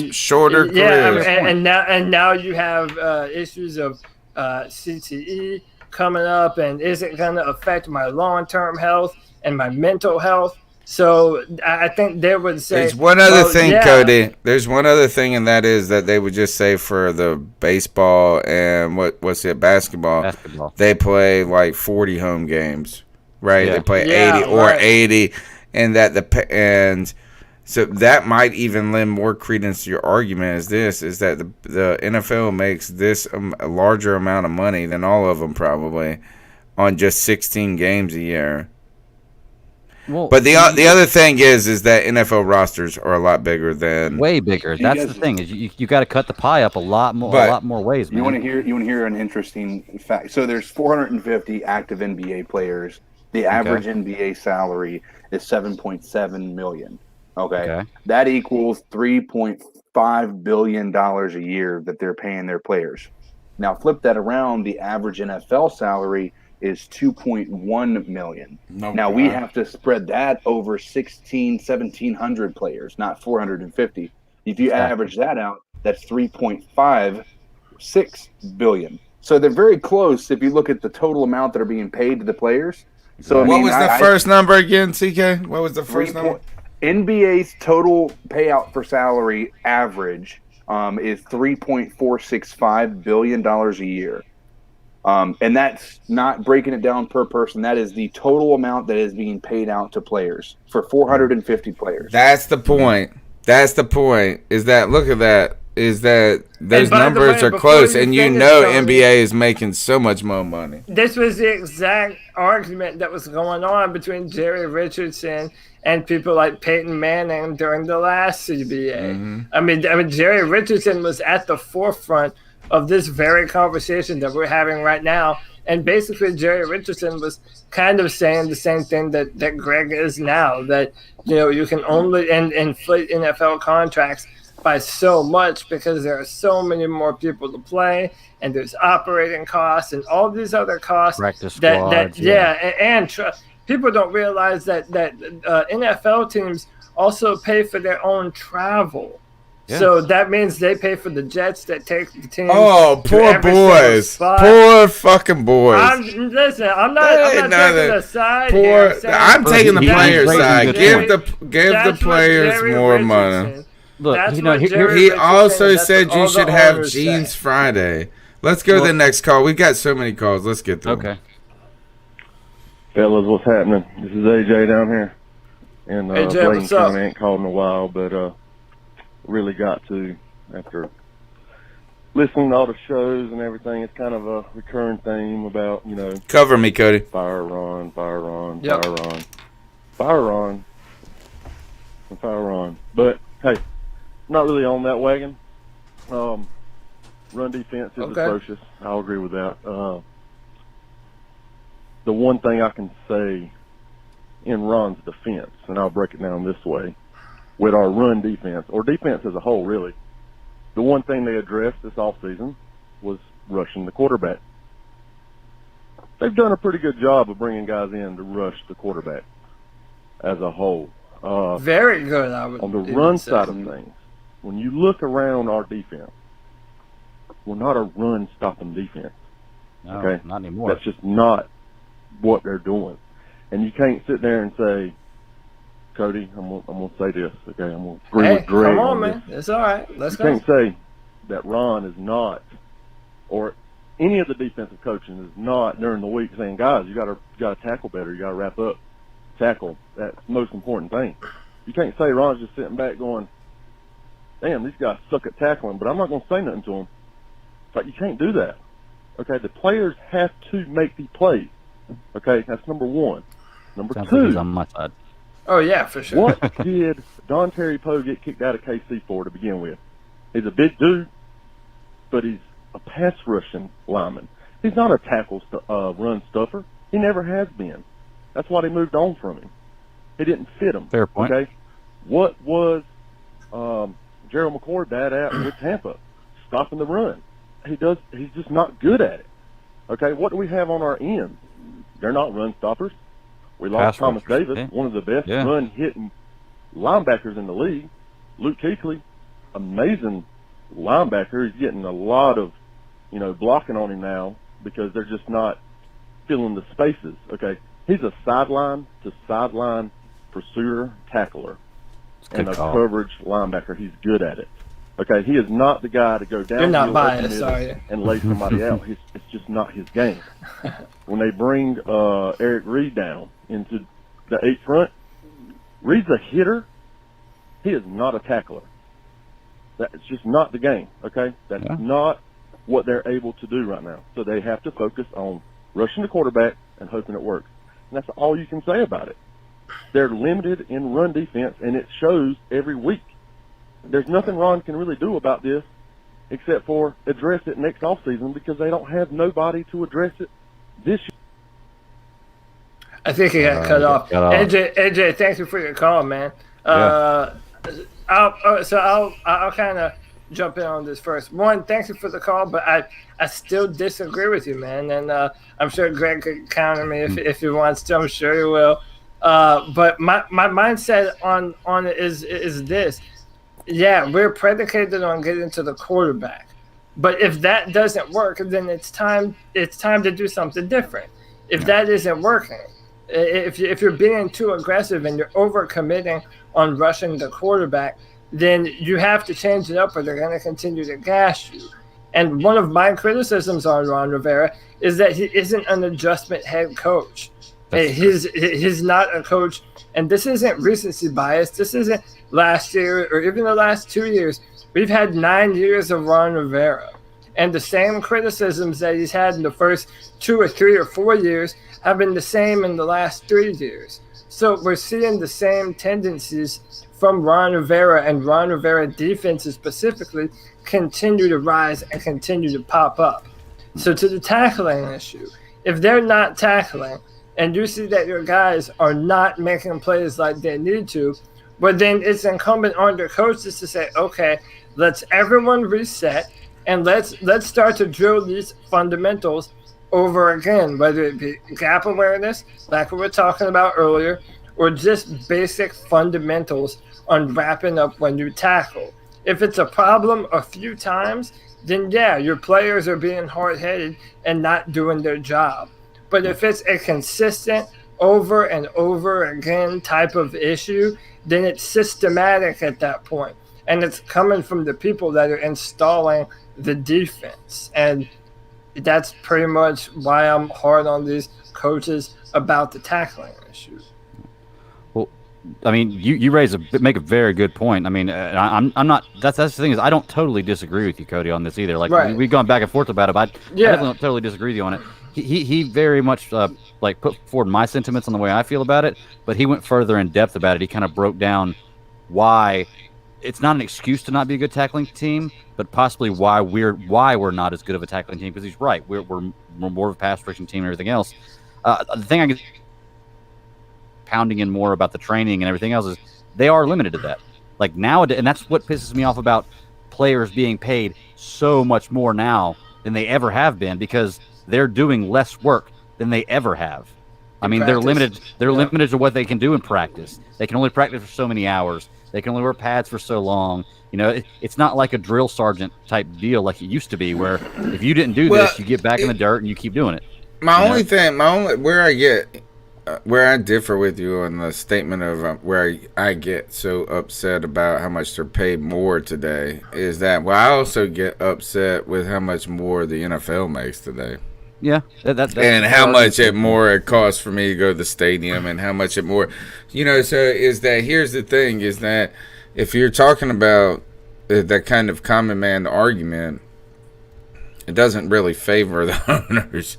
Well, but you realize that if you pay the players more, you're going to pay more for those tickets and those jerseys, right? That's where that money's going to come from. Yeah, but they don't do the one before the other. Yeah. You know what I'm saying? I feel like this is they making their money. Look, the damn Washington Redskins are still in existence, bro. I mean, like if you're ready to revoke a team, you know what I'm saying? Like, I do think that is like, if we really want to talk about the new collective bargaining agreement, it should be the collective bargaining agreement with fans, where you buy the season tickets at an 8-8 price. And if they exceed it, you know what I'm saying? Maybe next year they're a little bit more. If they give you a 1-in-15 season, then they better give you a free beer on the way out the door or something. So, you know what I mean? Is that, look, I had no love lost for billionaires for me. Let's go on to the next call. I'm back. Got cut off, but same call. Pretty much all I have really on the defensive side of things. I mean, they're doing great. I mean, they're top of the line when it comes to rushing the passer, right? No, not anymore. No, I think it's fraudulent. The guys I think it's a fraudulent pass rush. Push in to get, if you can't hit the running back in the backfield, okay, with the lineman up front, and I know we're in a 3-4, but if you're not able to penetrate and hit the back in the backfield, by the time he gets past that first line, our linebackers. Yeah, it's fraudulent. If you can't stop the run, it's not a real pass rush. Are being blocked in the last game. I know that doesn't make sense to most people, but I believe it. We're being held like the whole game, but I mean that wasn't getting called. But I mean, to me, now this is to me, and I'm not perfect. I just see what I see. I read it how I read it. But that's where we're flawed at when you look at the pieces that were brought in. Over here, I want to pause it there and explain what I'm. Yeah, go ahead. Explain what I meant there. When I say it's fraudulent, because if you can't stop the run while you're trying to rush the passer, it doesn't make any sense. The thing is this, is that we're not blitzing. I have not seen the Panthers just sending all these all-out blitzes. That's the problem, is there's not a natural. The pass rush is actually probably created a little bit more because our secondary is playing well in coverage, and things are taking longer to develop. I'm going to continue with the call. That's what my point was, is that, no, pass rush and a running defense are not the same thing. I understand. Last year, prior to, it's just not a good deal against the run. And offensively, a caller had a call in that, the line's always hurt, and we have been. And they're not doing a great job, and, I mean, everybody can see that. The wide receiver's really starting to get going. I like that. Kyle Allen's doing what Kyle Allen can do. And look, here's the deal. If this team makes the playoffs, and I know everybody will say, well, we can't do nothing in the playoffs. Well, you don't know until you get there.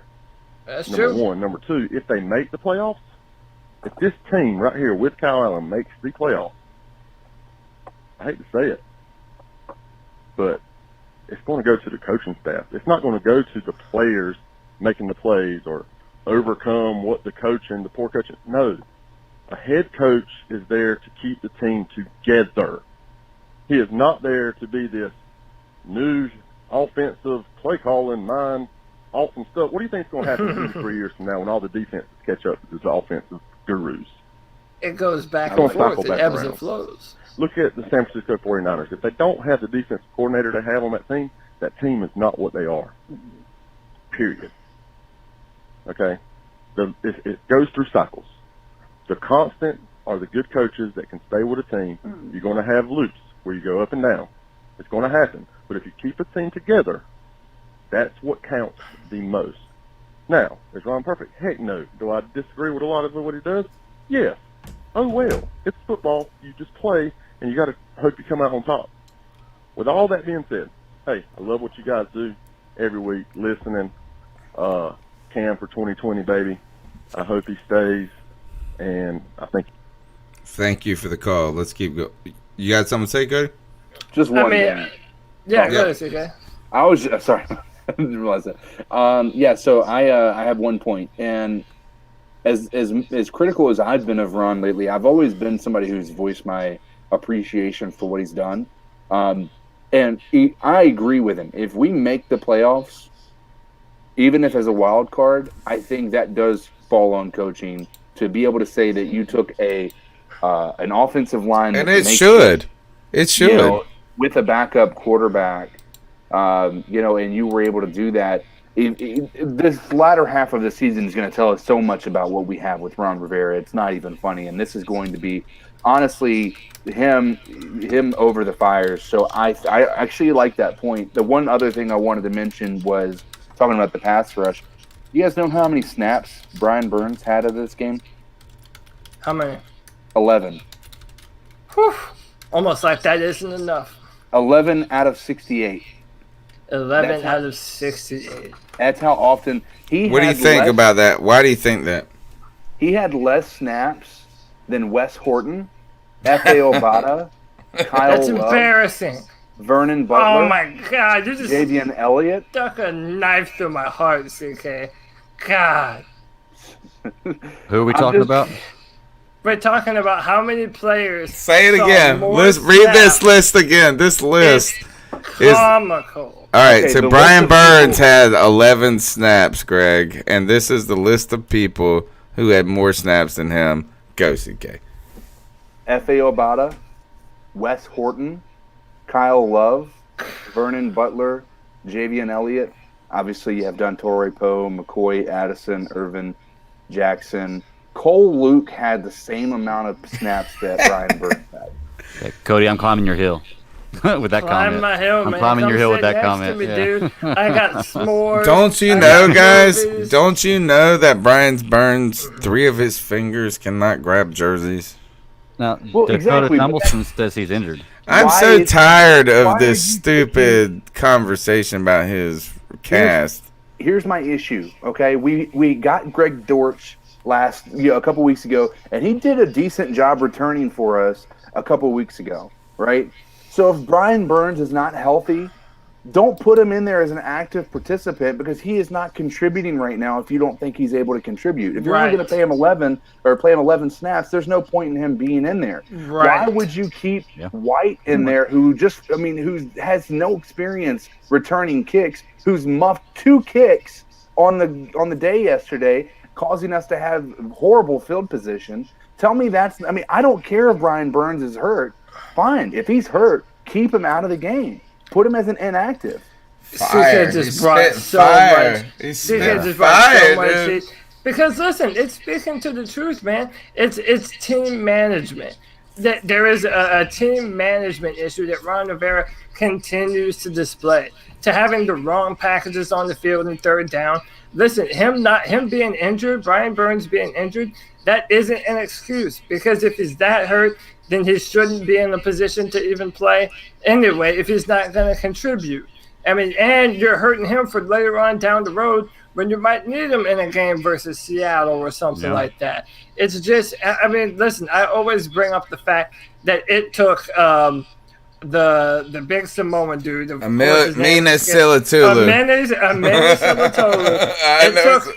It took a mini Silatolu getting injured before he put in Andrew Norwell at left guard and realized that he had a Pro Bowl left guard on his hands. Like, there are so many examples of it now. It's like a player has to get hurt before Ron Rivera will play the younger guy. Hey, do you remember that we drafted a tight end by the name of Ian Moore? Do you ever see him play? His name's Ian Thomas. His name's Ian Thomas. But do we I don't remember Ian Moore.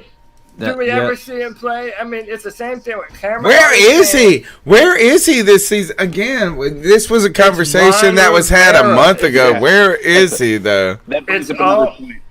Yeah, well, I'll just make your point, and then I'll pick it back off of Ian Thomas had 4 snaps in the offense, and Chris Manhertz had 23. Chris Manhertz, right? So you want to continue Because he's our 7th offensive lineman. That's why. But and it's so infuriating that we brought in another running back.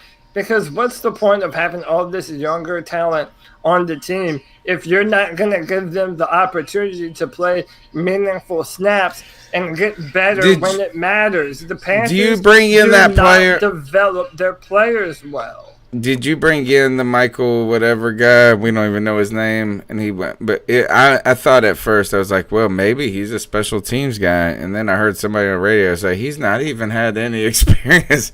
Yeah. So do you is that a GM scratching another GM's back saying they let go of somebody, give this guy? Yeah. And that's what I wonder is that it doesn't make any sense, right? It makes zero sense. That almost seems like a GM doing a favor for another GM because they had to let a guy go they didn't want to go and give him a couple of dollars for the week.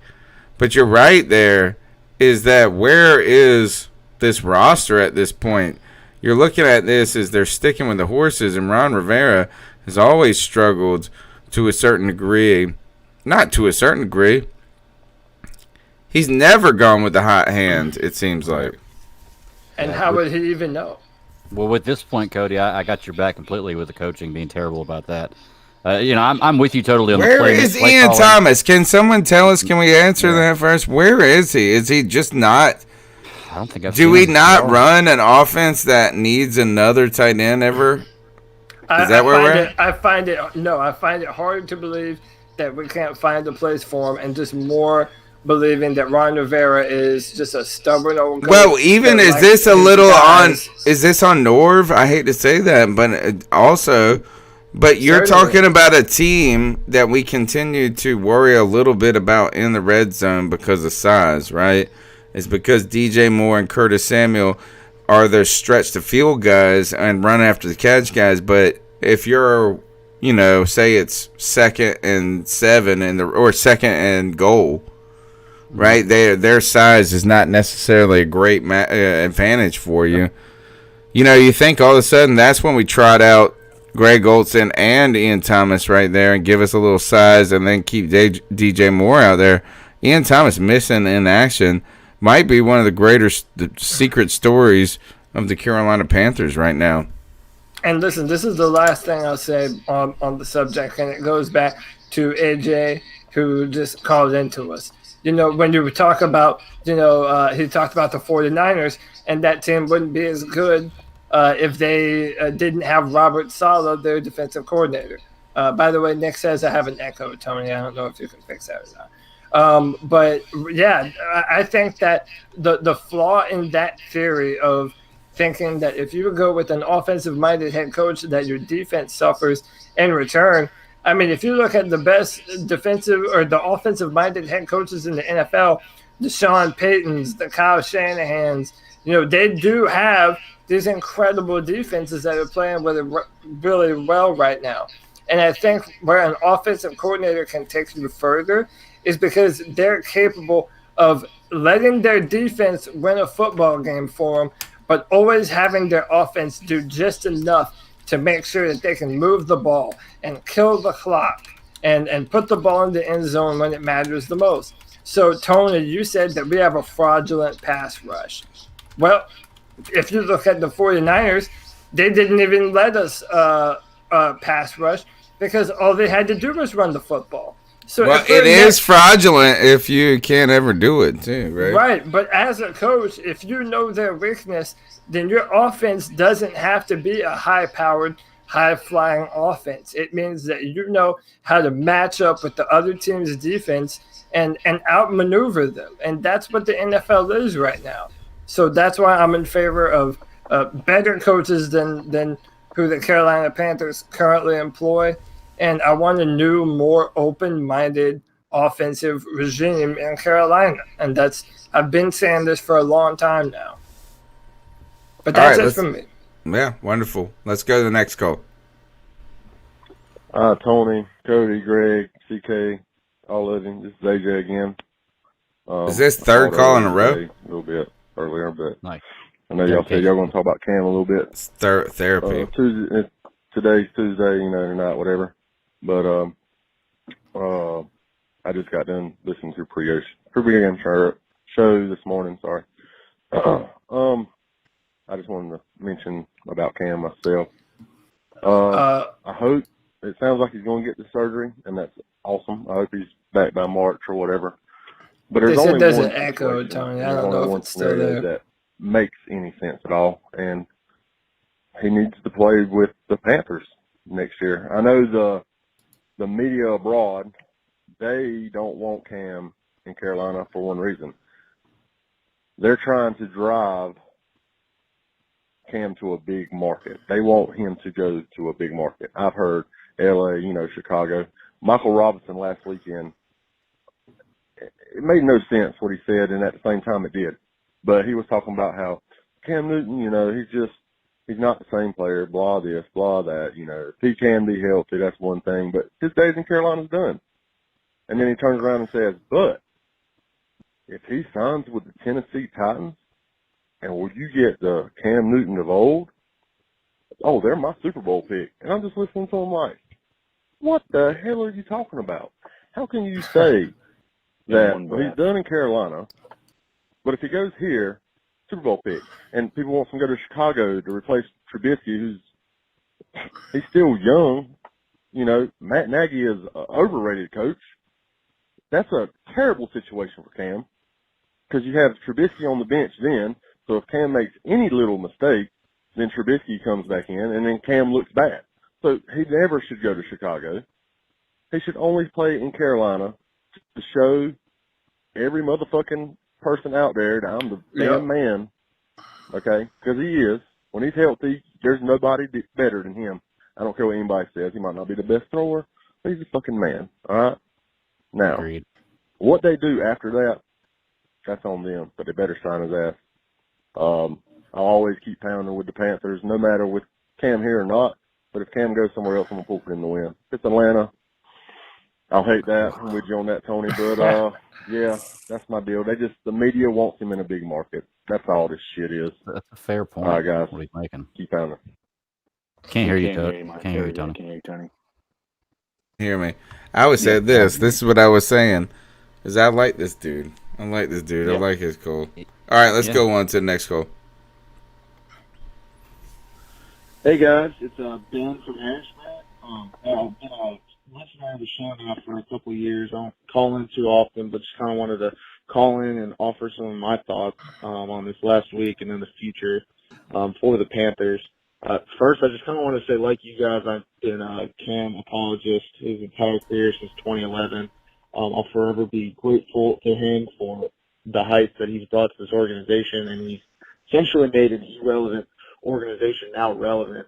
So I'll forever be grateful to him for that. But lately, I've kind of been warming up to the Kyle Allen potential successor talk, and before you guys get all upset about that, the reason for my thinking this way is Cam has always been great, and no doubt in my mind, if he's healthy, he can run this offense every bit as well, if not better than Kyle Allen. But we just can't continue to count on him after 2 years to stay healthy. And I'm just not sure going in for a third straight year, just hoping for a now 31-year-old quarterback to stay healthy when we haven't seen him healthy really since 2015. I just don't know that that's the best future move for our organization. And when I look at Kyle Allen, throw all the draft capital for everybody out the window. Just put him in the same category as the guys that were drafted in 2018. Kyle Allen was a rookie in 2018. Just throw the draft capital out the window and look at Sam Darnold, who is playing horrible right now. Baker Mayfield, the Browns are like 3-6, 3-7. Josh Rosen is not even starting. You can put Kyler Murray, Daniel Jones, and Dwayne Haskins all in that category. I mean, out of all those guys, if you throw the draft capital out, who would you rather have right now, just based on the eyeball test alone? Would you rather have Kyle Allen as your young quarterback? Yes, he's made a couple mistakes, but he, in my opinion, just from watching him play, I feel that he's shown every bit as much potential, if not more, than these guys that were taken, number 1 overall, number 3 overall. And I would just really hate to see us go back to Cam and watch Kyle Allen go to New England or somebody like that and be the next great quarterback for somebody else.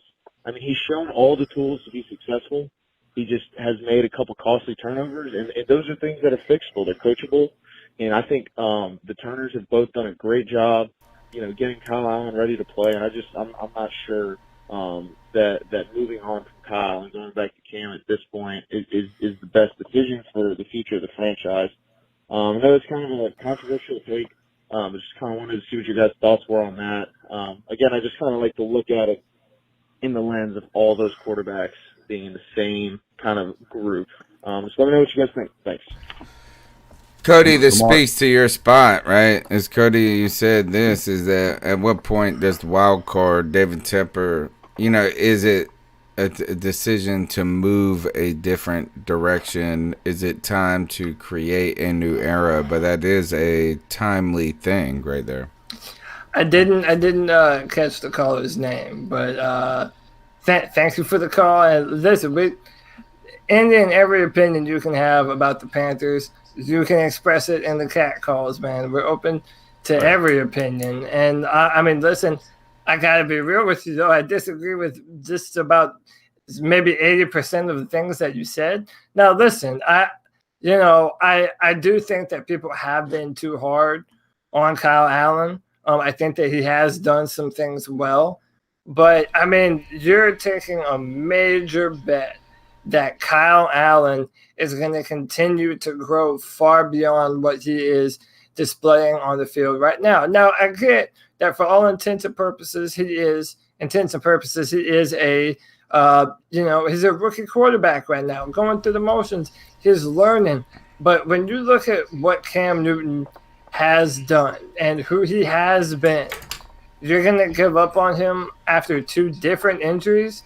I mean, we saw what happened to Thomas Davis, who plays Thomas Davis playing the linebacker position, has to run around, if not more, than a quarterback. And he had 3 different ACL surgeries on the same knee. All right. So, let me interject here, though, Cody, because the Thomas Davis example pulls at our heartstrings.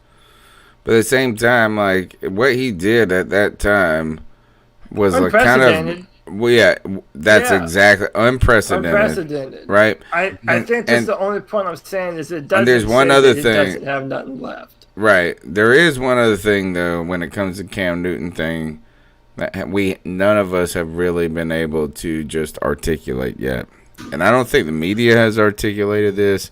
And this might be the first time on the podcast that anybody has just said it. Is that part of your greatness in sports is just availability. Yeah, 100%. And this is that I loathe Phillip Rivers as a quarterback. Like, I think he's the most overrated quarterback in NFL history. You love but him, at the same, he is the most available quarterback. Yes, but that's it, CK. He is one of the most, and that is where Cam Newton is missing and lacking right now. It doesn't matter who Kyle Allen is or whoever anybody else is. It's a kind of can you go league. With that argument, though, it's the exact same thing with Eli Manning. Yeah. Yeah. He's been available for his entire career, and it wasn't until this past couple of years that they're seeing that availability isn't everything when you get to a certain point. And so, I mean, let's take a look at Deshaun Watson. He went out with an ACL tear, and he's still able to come back and kill it. Now, yes, he's a much younger quarterback, but he's had 2 ACL tears. Yeah, I mean, one in college, right? Yeah, he had one at Clemson. So, I mean, to write Cam off as damaged goods, that's one of the things I'm going to talk about later in my Ice Up. But I mean, people are saying that he's definitely not, in pristine condition, and so he's not this shiny toy that everybody's going to be wanting to come after and pay buku's amount of dollars for. But I begged. I mean, they're sitting here talking about Cam Newton like he's the same age as Tom Brady or Peyton Manning. Yes, Right. and also, CK, aren't they doing this too? Don't they fall back on the argument that Cam won't be what he used to be? Yeah, but I don't want him. I don't want him to be what he used to be. I'm ready for Cam about who he's going to become. Right. That's my thing. Is that we continue? Of Cam Newton. Yeah, is we don't want to see what Cam used. No, we don't think. I don't think that I got the same thing. Like, I don't have what's going for me. If I was trying to go out there and scam on some girl and put put a little words in her ear, I don't got going for me what I had when I was 24. But you know what? I got something else going for me.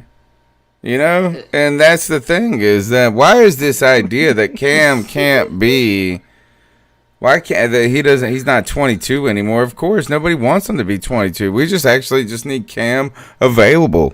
Is it just me, outside of him not being able to throw the ball? If we take that out of the equation, the first half of last year, every year, like I would say in 2013, even though we did good, it was just a really good team effort in 2013. But ever since then, every year, I feel a little more confident in Cam Newton being able to be clutch, right? Every year. I've always felt that. Amen. Always, and it's not until you have an has injury improved. He has improved every year as a player. You have not seen him regress. And some people might point to 2016 and say regression, or even the latter part of 2018. My problem with that is that it's not necessarily about the stats, but I think it has a lot to do with Cam Newton's leadership and his ability to understand what's happening on the field a lot more than he did when he was younger. Let's be honest. I mean, when Cam came into the league, he wasn't necessarily deemed the smartest quarterback to ever come out of college, right? Right. So listen, this wraps up my entire kind of answer to the question, and to one of the guys in our chat room, Ernest Huff. I mean, listen, he's basically saying that it's a more reasonable bet to assume that Kyle Allen is going to take the next step than it is that Cam Newton's going to take the next step. But the fact of the matter is, if we're talking gambling, we have 9 years of what Cam Newton is and what his ceiling. We have seen what he is capable of doing at the highest level of football. We have not seen any of that from Kyle Allen. He was never that in college. He was beaten out just about wherever he went. And now he's doing this unprecedented thing, and he's playing, as a starting quarterback for the Carolina Panthers after going undrafted. So if you want to talk about being a betting man, the better money is that Cam Newton is going to continue to be a good player, rather than Kyle Allen is going to turn it on and be the next Tom Brady or Kurt Warner. Maybe he is, but more than likely he isn't. So I can add whatever that. Who said that the odds are that he's going to be a better quarterback next year than he is this year? Who was the person that said that comment? Well, Ernest, what was the comment? One more time. Tell me Ernest. So I'll find his because here's the thing is that I'm going to say is that I just he said he could possibly be awesome, but it's a gamble. That's Ernest Huff in our chat talking about. He cannot be awesome. All right, but okay. Talking about Kyle. So there's a miscommunication there. I think there was an earlier comment where Ernest was saying that Kyle Allen has a better opportunity in front of him to be better than Cam Newton does. I disagree with this, because here is that if we were going to set the line, if we are Vegas, right, and we're setting the line for this, is that a Kyle Allen, say we say this is Kyle Allen's team next year. 8-8 is the over under. are you ready to say that Kyle Allen's really going to, with Ron Rivera and all of this, going to bring us to 8-8? I think right now, what I'm trying to say is we might have seen actually the best of Kyle Allen. And not the best of, like, maybe he'll get a little bit better, but these circumstances have been pretty fantastic for him that he's come in here and been able to, like, it should be a 1-and-whatever team. You really think that a Kyle Allen team, like, we're going to put all the money on him next year and that they're going to have a 9-7 record? No way. Yeah, and that's another thing. I say no way. I don't think you replicate this. They do have to pay Kyle Allen something next year, too.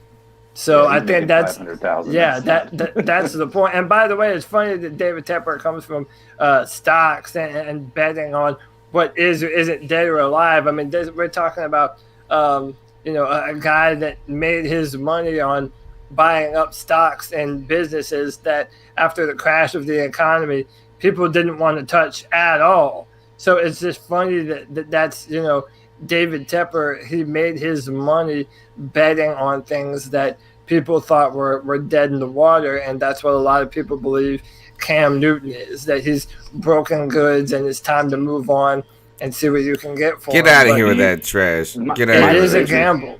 My statement that I think will, if they decide to roll with Cam, I'm going to tell you the one statement from All or Nothing is going to be when he sat there and he told everybody, he said, it's not about, what happens when you get knocked down. It's about getting back up again. I think that if he really believes in Cam Newton, he sees a fighter who's not going to let this be the definition of how his career ends. And I think that I personally think that all the figures, all the numbers, all the analytics point to a logical position for the coaches and the GM and him to put Cam Newton back on this team. Amen. Thank you. That's what I've been saying. It makes the most sense. The number's 252-228-5098. That's 252-228-5098. Be a part of the longest running Panthers podcast out there. Let's see what you guys got to say. Hey guys, it's Ben again. I just wanted to again, Ben. Sorry, you're getting smoked. Hi guys, Rich in London. Okay, I'd give Cam Newton What's up, Rich? 5-year contract extension for $100 million with $60 million guaranteed. No, what? Sounds like complete madness. It does. So the contract will work out 20 per year, which is a payment for a decent quarterback. However, Cam's got injury issues. 60 million guaranteed, which is only 3 years of the contract. Probably even front load it. That way it'd be a minimal cap hit and off the books within 3 to 4 years if he really wasn't capable. And it would also match anything he'd get if he goes somewhere else. The idea that Kyle Allen's noodle arm really came out. I know everyone's praising him, and I like him, but he's not going to be the starting quarterback in the future. And if he is, the ownership needs to have a look in the mirror. So yeah, there you go. Cam to 6 more years, take him to 36. Be fantastic. You'd have him under control. You'd have him for cheap. Things would be related as to whether he was injured or not, and would stop all this stupidity over trading him. And honestly, the stuff those guys come out on national television, it's like have they ever watched the NFL? Anyway, love the show, guys. Keep pounding. Thank you, Rich, from your call in London. Rich from London, thank you for your support, Cody. At first, I think the call's absurd. I think extending Cam Newton with any guaranteed money is the most ridiculous thing after not having just the lack of availability. But then if I can try to take myself into someone else's shoes, all of a sudden, Cam Newton, do we really think that this injury ruins his career forever, right? That is a real question. Is like, does it ruin his time in Carolina? That's one question. But nobody really thinks that he can't ever recover from this. No, and that's kind of what we're talking about. We're so used to talking about Cam Newton being hurt that it's just hard to foresee in your head a time where he's ever going to be healthy. But that's all. I mean, that goes away. Players get hurt. Greg Olsen was hurt the past 2 years in a row in 2017, 2018, and he's still playing. I mean, injuries happen. It happens to the best players in football. But I think what we have to consider is this. I mean, let's say the Carolina Panthers aren't willing to pay Cam Newton that kind of contract this year. We're going to have to pay him at some point. Either we're going to have to do it before 2020 or after his contract is up and have him for 2021. But if we're going to let him go, if they want Cam Newton to play under his current contract, but you have another team that's willing to trade for Cam Newton and pay him right now, well, then if you're Cam Newton, you might want to go to where that guaranteed money's coming from. If it's the Titans or Tampa Bay. I mean, we don't know. I mean, why risk a bad season? Why risk another injury and not be able to get that guarantee? You have a contract. And then get nothing for him in return. Right. Yeah. You have more money to play. The risk that falls on us. And, I mean, obviously we don't you give up on your season then? Don't you just give up on your team when you do that? It depends on who David Tepper and Marty Herney believe Kyle Allen is, or if they believe they're in range to draft another core. I mean, right now, even talking about drafting is completely out of the realm of reasonability. We don't know where we're going to be drafting. We don't know what kind of quarterbacks are going to fall to where we are. More than likely, we're not going to be in range for the Joe Burrow, Tua Tagovailoa, Justin Herbert. I mean, maybe Love from Colorado falls to us, but even then, you're gambling there. There's that word again. So you have to bet that Kyle Allen is who our last caller or two callers ago, you're betting that Kyle Allen is that guy, that he is this next great starter for the Carolina Panthers. And I just don't think we've seen enough evidence to say that he is. So I don't know why David Tepper would think so. Well, Cody, let me ask y'all, and I know I'm probably going to get a lot of flack for even bringing this name up, but we did spend a draft pick on Will Grier. Oh, we did. And I know that he did not play well in the preseason. Neither but every time somebody says that, I tell you to go back and look at Cam Newton's first preseason. He played horrible in his first preseason. We spent a third-round draft pick on what could have been a safety or another offensive lineman, on a player who can't even win the backup job in Carolina. Well, but we always talk about, we were just talking about it a moment ago, how Ron Rivera does not evaluate talent well and never starts the right players. What if Will Grier is a better player than Kyle Allen? Very true. What if he is? True. What if it takes a Kyle Allen injury for Will Grier to go in and show us that he could This is the saddest conversation ever on this podcast. It is. Let's talk about the I'm sorry. This is so sad. I'm sitting over here like, well, we got to listen to Will Grier or Kyle Allen while Cam Newton is fucking under contract. Damn. We're about going through the possibilities. Either of those things have to be true. Either we wasted a draft pick on a player that couldn't win the position and he's not the backup. I mean, I was saying when we drafted him that Will Grier was a David Tepper pick.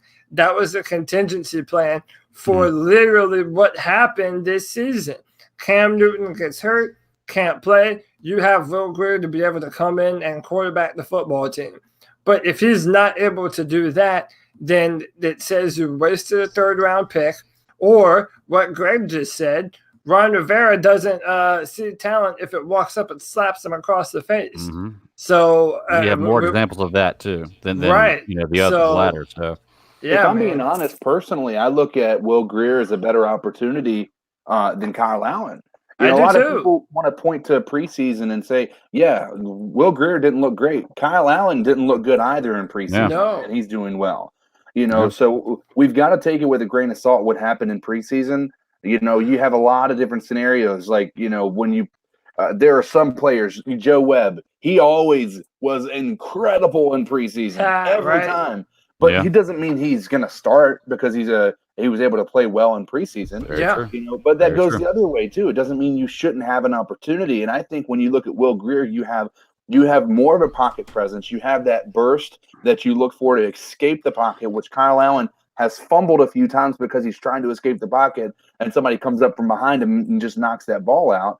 I think Will Grier offers a little bit more along the lines of a higher ceiling than Kyle Allen. That's the problem I have, is that people want to sit there and say that he couldn't beat out Kyle Allen for the backup job. Well, to be honest, they know what they have in Kyle Allen. They saw him play last year in a game, and he did well. So I feel like there's a little bit more confidence level with what Kyle Allen was able to bring to the table. I don't think it's time to give up on Will Grier. We wasted 3 third-round pick on him. I think it's worth at least evaluating, especially if we start to tank this year. Yeah, Will Grier can also push the ball down the field with speedy receivers that we have better than Kyle Allen can. Actually, you know what is like? I don't know if Will Grier can do that, but I tell you, if he can't, then he sucks, because Kyle Allen has not been able to push the ball downfield with any accuracy at all. If he could just hit 1 or 2 deep balls, all of a sudden we would be so excited. But that has not been part of the game. The number's 252-228-5098. Next call. What's good, fellas? This is Joe in Oregon. What's up, Joe? I'm just like kind of very, very, very, very curious to why everybody is giving Kyle Allen, these passes. Everybody keeps saying, well, I think everybody in the league, everybody in the world knows it's hard to win as an opposing quarterback in Green Bay. That's fine. Conditions included everything. But same time, they don't even mention that he fumbled the ball. Turnover, red zone pick, turnover. Besides that, yeah, he had a good game, but you cannot exclude those things. You can't do that. That's not the world we live in. You can't say, well, besides those 2 things, he had a perfect game. No, he did not have a perfect game. I don't understand the praise for his for the game. I mean, he stuck in there. He didn't give up. I appreciate that, but he still was him in the run defense was the main culprit of us losing the game. I also see a lot of people still referring to him as a rookie, which I don't know why. I mean, he's not a rookie. He's a second-year player, but he's a backup. If you guys just stop putting him in this Tom Brady, next person up role and put him in a backup, he's doing what he's supposed to do as a backup. Are we putting him in a Tom Another Brady thing, bracket? people have been I don't think he's digging saying in us Mason in Rudolph's general. ass, Okay. but not Kyle Allen. Their stats are identical. I mean, Mason Rudolph has a better completion percentage. He has more touchdowns, less hits, 3 fumbles, but no fumbles lost. But Kyle Allen has 7 fumbles and 5 fumbles lost. I just don't understand. I don't understand the bias. I understand why people just hate Cam Newton, but come on now, this is ridiculous. The same stats as Mason Rudolph, but yet people aren't giving him a pass. People aren't saying he needs to replace Big Ben. So it's just at this point it's kind of like fuck it. Let me get my my $25.99 discount Cam Newton jersey and go about my business to the next team. But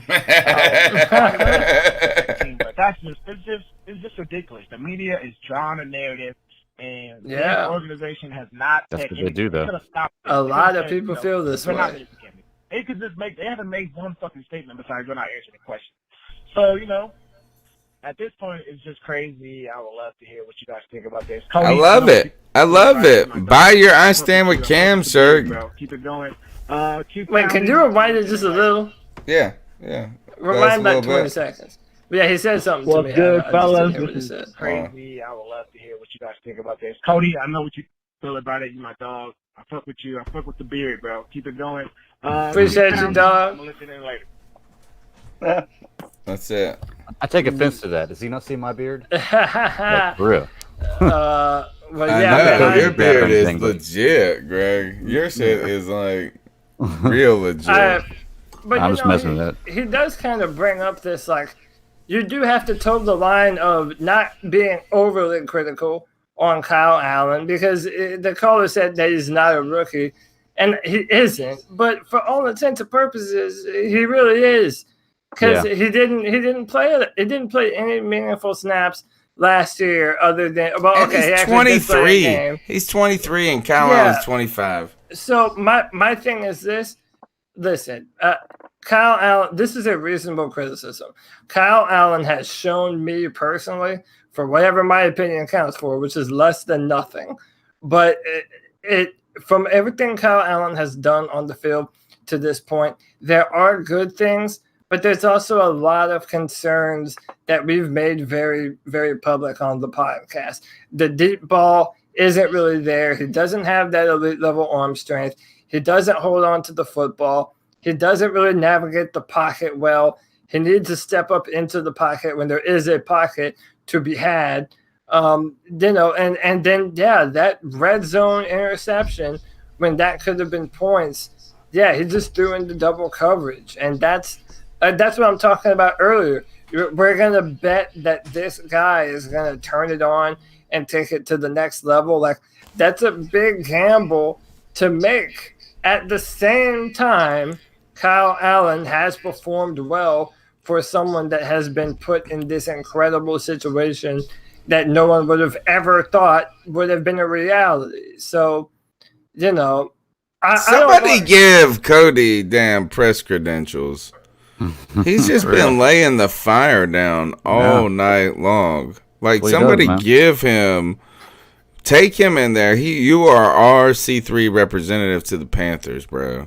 I do my best. I do it for these awesome fans that we have. Nah, that's why they love you, bro. That shit was real, bro. That's impressive. Mm-hmm. Impressive. Next call. All right, last point. I have to call back. This is Joe again. So I am not saying that you need to get rid of Luke Kuechly. I am not saying that Luke Kuechly needs to retire or possibly. I just think that it needs to be a good evaluation. No, he said I'm not trying to. Oh, okay. There's a button. Let's start. I'm gonna start it over again. There's a button here, though. I am not saying that you need to get rid of Luke Kuechly.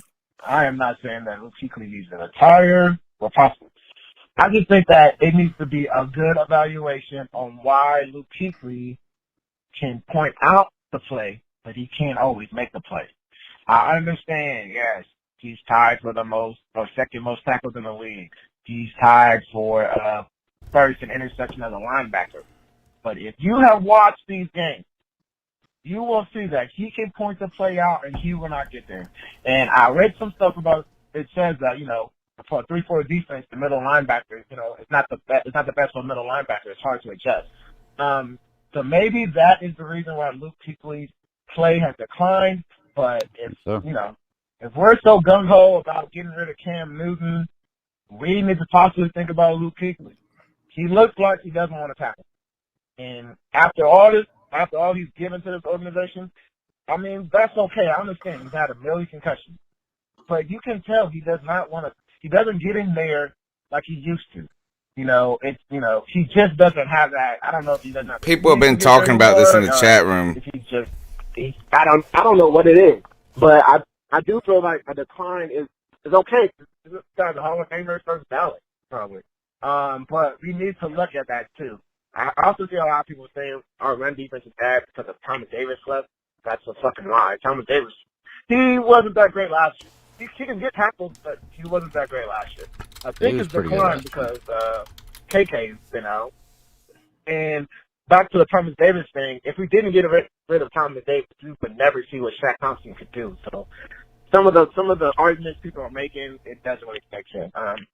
But with that being said, I just think we need to look at Luke Kuechly a little bit more. I bet that he has a game of his life. He never really has 2 bad games in a row, but he's been looking a little Dan Morgan out there. God, that hurts. So that hold on. hurts my heart. This guy was praising Shaq Thompson for how great he plays, but knocking Luke Kuechly for being the second in the NFL for having tackles. Is that what I understood? No, I mean, I thought my man was just trying to say that Luke Kuechly hasn't looked like the Luke like Kuechly himself lately. I get that. Well, but he is still, like you said, second in the league in tackles. That's good. I still think that he's still playing at a high level. I think the 3-4. The problem is it leaves him on an island, and when he gets beat, it's a lot more visible now than it was when it was 4-3. So I think that becomes. But he's not supposed to be getting beat. Man, that's how I feel. Like he shouldn't be getting beat. That's how I feel. There's, like I said, you can always go back and look at the tape and point out those bad plays. But I'm telling you, every single game you're going to see just as many good plays as you see bad, if not more. Yeah. So I mean, I still think that he has way more in the tank. I rue the day that we ever actually have to have the conversation where Luke's not going to be here anymore. I think we're far, far away from that right now. I think so. Scary words when you mentioned Dan Morgan, though, right? Because Dan Morgan was so important to this organization in that Super Bowl run, and arguably the kind of a little bit bigger, I feel like, of a player than Luke Kuechly was. They all looked bigger when they wore all those crazy-looking pads back in the day. But Dan Morgan was so essential to that Super Bowl run. Mm-hmm. He was a sort of transcendent type linebacker, but was sidelined in a career ultimately ended with concussions. And, one of the things that I have tried to put out of my mind and just simply not think about, but I've had a couple of students actually bring it up to me in talking about how some of these players act weird. You know what I'm saying? Like, where they just, like, they have this, like, and this guy was specifically referencing Antonio Brown and how he was kind of like off the, just out there a little bit. But he was then, and I thought he was just talking about him being a weird dude, which that's actually what I think is Antonio Brown's problem, is he's just a weirdo. But he was saying his weirdness may have stemmed from CTE. That's just speculation, though. There's no evidence. Right? Of that, No, sure, it's not. But I think what he was just implying is his brain injury is real. Yeah. Well, the recent studies that they've done has actually said that the amount of concussions has little to do with CTE. It's how long you've been playing. There's a direct correlation with years of play. Interesting. Which is why there's new recommendations of not starting your kids playing football until late middle school, early high school. If you can help it, because the actual study shows the link to CTE isn't actually in number of concussions. It's about number of years playing football, dating all the way back to Pee Wee. Getting banged up. So does this mean Tom Brady is going to be a vegetable one day? Well, he doesn't get hit. He does never get hit. That's exactly right. No, I was just trying to make a joke about how long Tom Brady's been playing. All right. Next call. There's like what's up, C3 fam? Chef Jeff here. Just wanted to call and talk about Cam as per usual.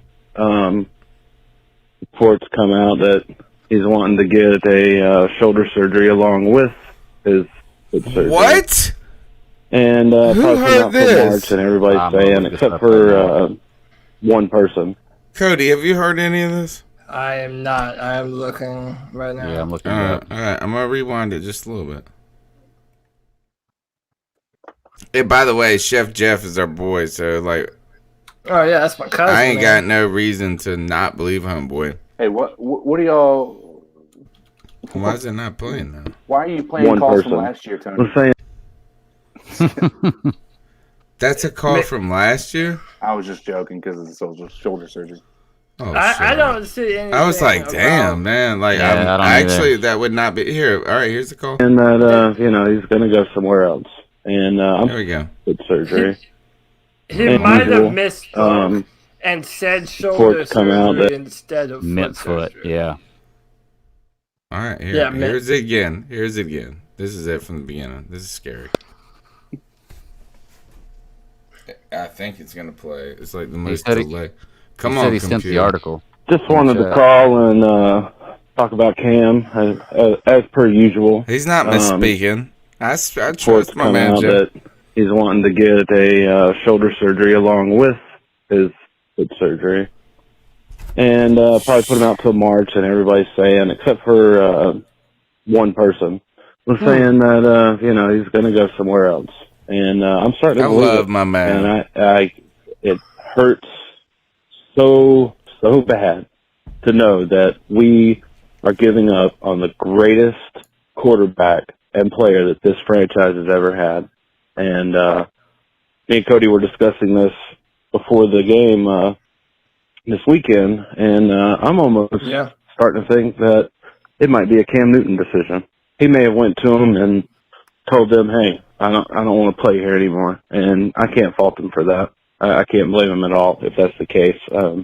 Just the way Ron Rivera was acting, about it, how he was just so pissed off at every question, and how it went from he's gonna play, either against San Francisco or Green Bay or Tennessee, and we're putting him on IR, and just that whole thing just stunk to high heaven. Like I said, I can't say that I blame him. If he's only got a couple years left, why not go to a bigger market, make yourself more money, be more appreciated, and where they're able to put things around you, not wait 8 years until they finally start putting, people around you so you're not having to carry the team. I want to know what you guys were thinking. Like I said, I hope it's not true. I hope they at least honor the contract and let him play next year to see if he can earn it, but it's not looking good. Talk to you later, guys. Keep at it. My heart hurts a little bit. I don't know what to say. Yeah. I mean, I need to read the article. Yeah. Yeah, I don't think it'll let you. Jeff is in the chat. I don't think it'll let you post links in the YouTube chat. But I don't know about the article that he's talking about that said it would be both surgeries. But listen, we've kind of talked about this, man. We have no idea. Would that not done? Wouldn't that seal it in our ideas? Like, if you think about it, if you apply that to your criterion that you have put forward tonight, Cody, you know what I'm saying about the wild card, the decision making, the factor is that if he's getting another shoulder surgery at this point, that's another piece of evidence that would be insane. It really would be insane. There's no extension coming. How about that? It's my man is getting a shoulder surgery. You gonna give him a deal, Rich? Yeah. Kind of what you said earlier, Tony. When I speak on behalf of all of us, when I say, our stance on Cam Newton is well known. We love him. We want him to be our quarterback of the future. We believe that he can evolve further into another phase of his career. But at the same time, it's not a bad thing to be reasonable and start to read the tea leaves and not let our own bias come out and cloud our vision to something that likely could very well end up happening, especially with the brand new owner that we don't know a whole lot about what he thinks about Cam Newton. I just want to bring up that I brought this up either a week ago or 2 weeks ago, and everybody called me crazy. And I told y'all we need to prepare for this possibility. Everybody said I was crazy about it, but now it's like the theme of our show. So, well, I think that we're still kind of do have what team. The basis of calling you crazy was are people my trade scenarios. Yeah, but are people going to consider Cam too damaged to trade for him? And who knows if it's who knows? Yeah. Well, if we're too damaged to keep him, then they should be considering that. But I think Darren Gant brought this up. I thought he said you can find an idiot anywhere.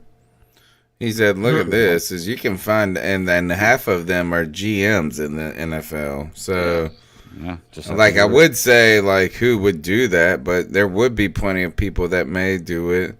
But I think that would be a very weird gamble. If we have this weird thing that's going on with Colin Kaepernick right now, where the NFL is putting on this weird pro day for him, you're trying to tell me that these guys are just, I don't know, it would be like, it's bizarro land to think you're going to throw $90 million at a guy you ain't seen play in 3 years.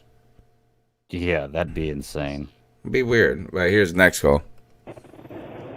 Hey guys, this is front seven best in the game, known as Complainer in Chief on WFNZ.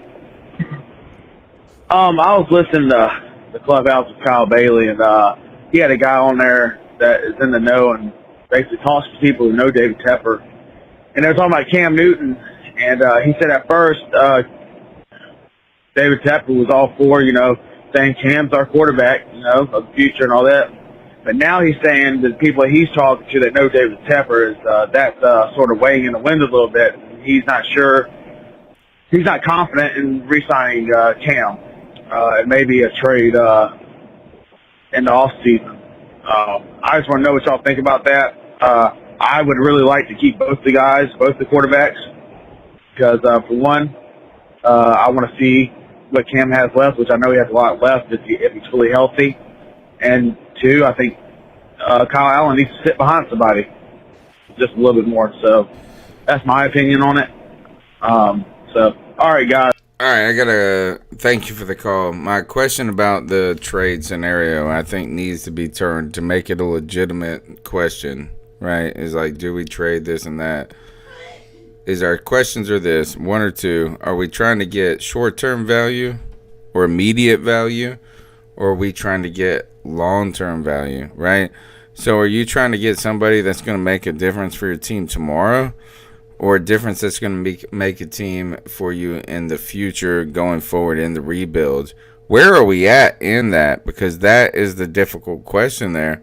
Are we, where we tend to have some sort of reservation with the life without Cam is that we also kind of believe that life without Cam means complete and utter disaster, and it's going to be a while before our future is there. Trading Cam, is it a short-term or a long-term solution? I think it depends on your return. I mean, it really does. Like, it's like I was saying earlier. If say we have Cam next year, and he's healthy, and we have like a 6-10 season, and David Tepper decides to turn away from Cam, and there's another team that believes in him, and we can get a first-round pick. I think Cody will attest to this. There's some really good quarterbacks coming out in 2021 that we could possibly focus on. But then, are you talking about your future being in a rookie quarterback? Because I can look at the rookie class of quarterbacks that have come out for the last few years, and most of the top guys have not panned out. You got to look at Lamar Jackson. He wasn't a top pick. Look at Kyler Murray wasn't a top pick. Look at even Patrick Mahomes. These guys were not top picks in the NFL draft, and a lot of the quarterbacks that were picked before them, that were supposed to be more pro-ready and better quarterbacks, are kind of bombing. So it's really I haven't seen a number one quarterback drafted since Cam Newton that's really come out and produced like he has. Well, Kyler Murray was the number one pick in the draft. Oh, was he? I don't know. Well, I mean, see, this is. You're drafting. You're kind of drafting for projection, and when you mentioned the quarterbacks, I saw Tony kind of smirk because I perked up. I mean, I'm the draft nerd. I knew you'd bite on this one. Yeah, I'm the draft nerd. Like, listen, I love Cam Newton, but Cam Newton is not the only good player in the world. I mean, we want Cam Newton to be our future, but I mean, I would like. Me being the draft nerd that I am and thinking about quarterbacks, I love the quarterback position. I mean, if we're going to start talking about quarterbacks, then I want to look at the players that I think Carolina could take. That would be a reasonable pickup for us. And I know the name that you want me to say. That's Trevor Lawrence. Listen, I'm wearing a Clemson shirt right now, man. I would love to have the next generational talent as our quarterback, but that we would have to be the worst team at the end of next season in order for that to happen. So that's a tall or be able to trade order. to that point. Yeah, and by the way, if another team has the chance to draft Trevor Lawrence, who's gonna just trade it away to us? So it's Kyle Allen is not the answer. Who has that opportunity? Right. So, and that is true. It depends on if you're a team that already has a quarterback. But I don't know, man. I want Cam to be our future, but if he's not, let's start talking reasonably about it. All right, next call. What's going on, guys? This is Darius from Raleigh. What's up, Darius? Start off by saying that I feel like Ron's been getting too much credit for the good years that we have had in Carolina. If you go back and look at our record when our defense was great, I'll just use 2015 as a starting point. Sean McDermott is the reason we were able to achieve the success we did, I personally believe. We get all these praise that Ron's a defensive coach, but where is it? Why aren't we scheming right, and why can't we stop the run? It seems like a lot of these guys don't even want to play for Ron anymore. That's just how I feel. This is a good call. I also think moving forward, we need to just get rid of Ron after this year, and I think Greg Roman will be a great replacement for him.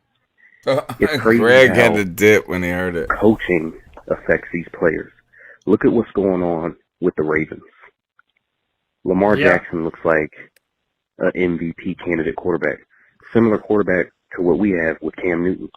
And Cam's a better quarterback than Lamar Jackson. I don't care what anyone says.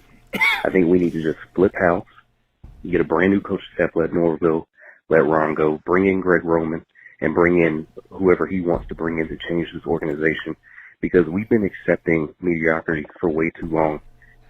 Ron's been the head coach for going on 10 years now, and we don't even have back-to-back winning seasons. Where does that happen? Like, any other organization, I feel like Ron would have been gone by now. Maybe not the Cody. Bengals. Well, here, before Greg, one thing you mentioned is that one thing you missed. Yeah, it's when you I was listening to the show on my phone. Oh, yeah. He was praising Greg Roman's thoughts. Greg Roman in the Ravens situation. But, guys, no back-to-back winning seasons. That is a sort of referendum. But that was here before Ron got here. So but it's also remained, but that's fine. Yes, but it has also remained. That is the. That's not like what. That's like the Browns saying that every coach before him lost. So I'm losing, and that's okay. Hey, shout out to Darius, who was in the chat room wondering whether or not we played this call yet. Sorry, it ran so late, brother. That's how things happen around here. But yeah, man. Everybody knows my thoughts on the coach. And we got like 30 calls, so let's keep going. How many calls? Hey guys, Josh from Mass. Hey, you got the more, cat I think. Call line fixed. All right. Hey, look at that. Yeah, just I don't even want to talk about Sunday. Honestly, that was a game that really could have been won. I saw the potential for it early on. I saw the potential for it watching our games and their games. I'm like, they're good. They're not, you know, the Niners or Seattle. I genuinely feel that those are the two best teams by a healthy margin in the NFC right now. Anyway, you know, and then of course, like we all thought, at least I had a suspicion that we were going to see some BS calls going in the favor of the Packers. Of course, it's their house. It's Aaron Rodgers. Cody from Virginia called it out and said that's the NFL's golden boy. So, you know, it is what it is. And then in a game that close, I mean, 8 points doesn't sound close, but it really was close. Having your quarterback throw a pick and put the ball on the ground, you know, in a game that close, 2 turnovers is the cost. Is what can cost you the whole game. You know, on top of a bad call, well, it is what it is. It's 3 potential scores that didn't happen. So we're past that. We're on to Atlanta. They just smoked the Saints. Hopefully they all get drug tested and can't play on Sunday because something's up there. Them damn dirty birds. And I do have a bit of a secret that Cody alluded to earlier in the show. So this whole time I've been razzing Tony about that awful mustache. Right? But meanwhile, myself, have been growing a mustache. You son of a bitch. So there you have it, folks. There you have it. Although I'm not going to lie, mine's pretty good. Keep pounding, Panther fans. Let's do it He someday. said your mustache ain't shit. Oh, don't worry. I know it won't. Don't worry. I know it. Oh, I love Josh it. might be mad that yours is gone now, though. I know, You know, because his is something now. that You know what? You know what? Josh realized it's the second worst mustache now. Hey, listen. Hey, It used to be, or now it's the worst mustache. Before it was the second worst mustache. Now mine's gone. So now Josh fell in the rankings to worst mustache. Can I just thought point for sure out? he was going to start that call out by saying, "I don't even talk about it," and then just hang up immediately. Didn't even say anything. Just, I don't even talk about it. So listen, I'll just point out, Greg is the man on the show with the beard. But if we're going with mustaches, I mean, come on. I'm just now realizing CK has a pretty epic mustache himself. He does. So He's got a nice maybe I beard. better say. But I do have a soul patch. So There you go. top that. What's up? There you go. Take that. All right, next call. Different kind of beauty. That facial Hey hair guys, binder, it's baby. Joey Esquivel. This is actually my first cat call. Look, this Joey, is what's Joey up, man? Esquivel. What's up, brother? Rushing y'all to come when it's like 9 sharp. But I just wanted to say that this is the Hot Seat Bowl. The reason why Richard's Outdoor World said Hot Seat Bowl is because I said that this is a game between two hot seat coaches, and it is. But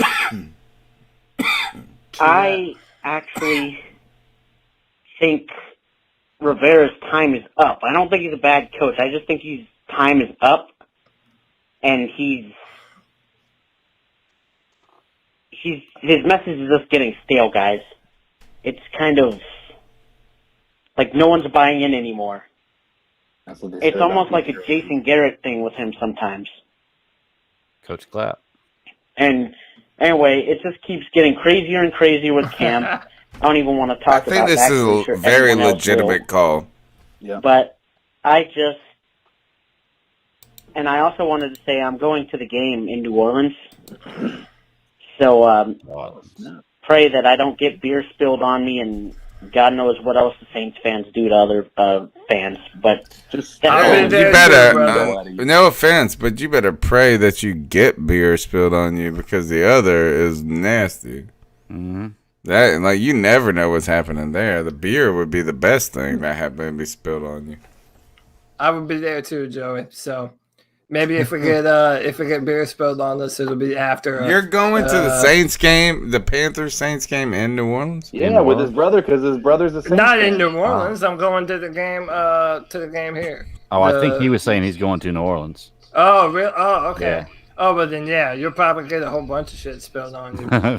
A whole bunch, and most of it won't be beer. That's what I was trying to say. I was trying chicken blood. That's all. They're doing the voodoo in them stands. All right, look, man, wonderful call. Thank you for being part of the family in the chat room. We appreciate all your support. Next call.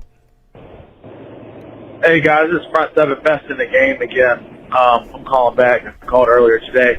But I was listening to y'all, what y'all was talking about, the defense and gas and integrity and all this. What do y'all think about maybe starting Kyle Love instead of Gerald McCoy, since he has a problem, like, holding his gap? And instead of signing Corn Elder, I think we should have went after, like, maybe somebody who we could, get a little bit of run stopping out of on the defensive line. Maybe an older guy or something, just for the second half of the year to clog them gaps up, so Luke Kuechly won't be having to, shed offensive linemen off of him every 5 seconds. And I just want to know about that. All right, guys. Appreciate it. Thanks. Get down. Is Gerald McCoy a problem? I don't think so. I haven't seen it, but I think he has got overextended on a couple of plays, and then there was this other play that the coach was talking about. He slipped on. He felt bad. Ron was defending him. The question is, I don't know. Is it?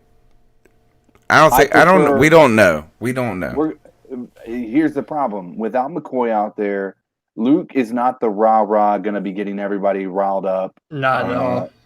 That was definitely Thomas Davis last year. We've got Gerald McCoy here because he is not just somebody who can rush the passer, but he is somebody who can get the message to the players to get them ready to go and understand that they need to get in this frame of mind to be able to. You've seen the videos. Some of them come, like the one that we at 49ers almost came across as bad as the Jameis Winston. Eat the W. It wasn't as crazy, but they were going to take all the smoke. Okay, whatever. But he gets those guys riled up, and he's got that leadership factor that I don't think anybody else on the team is going to be able to provide. So, no, I think he absolutely remains in the game. He remains a part of this defensive line. I think. And I don't feel like we've been calling Kyle Love's name a lot this year, have we? I saw when someone else say in the chat room, is Vernon Butler the most improved defensive lineman out of the group? And of course, yeah. I think the answer is yes. My question is for the caller is he raises a good point about not bringing back Corn Elder and possibly getting strengthened up our line, but who? like the trade deadline's over, so you've only got players that are not on a team. Like, is problem there with anybody that, out too, there that's worth? And actually, what does the Corn Elder signing tell us? It tells us that they want somebody. Well, number one, it means that they don't trust J.V. Elliott or Luke Cole, one of the two. Or is Bradbury's was gonna say, injury or maybe potentially Bradbury's, going to linger a little bit? Like, what does that mean? That's a It was question. game time decision. I think there's no way. I mean, maybe they think that his injury is one of that is it's common re-aggravated, but there's no way that they think that he's. Then why make even the move? Well, we did draft him. You know, I mean, But I feel like we've been all right. I think Dante in that Jackson part. is the problem.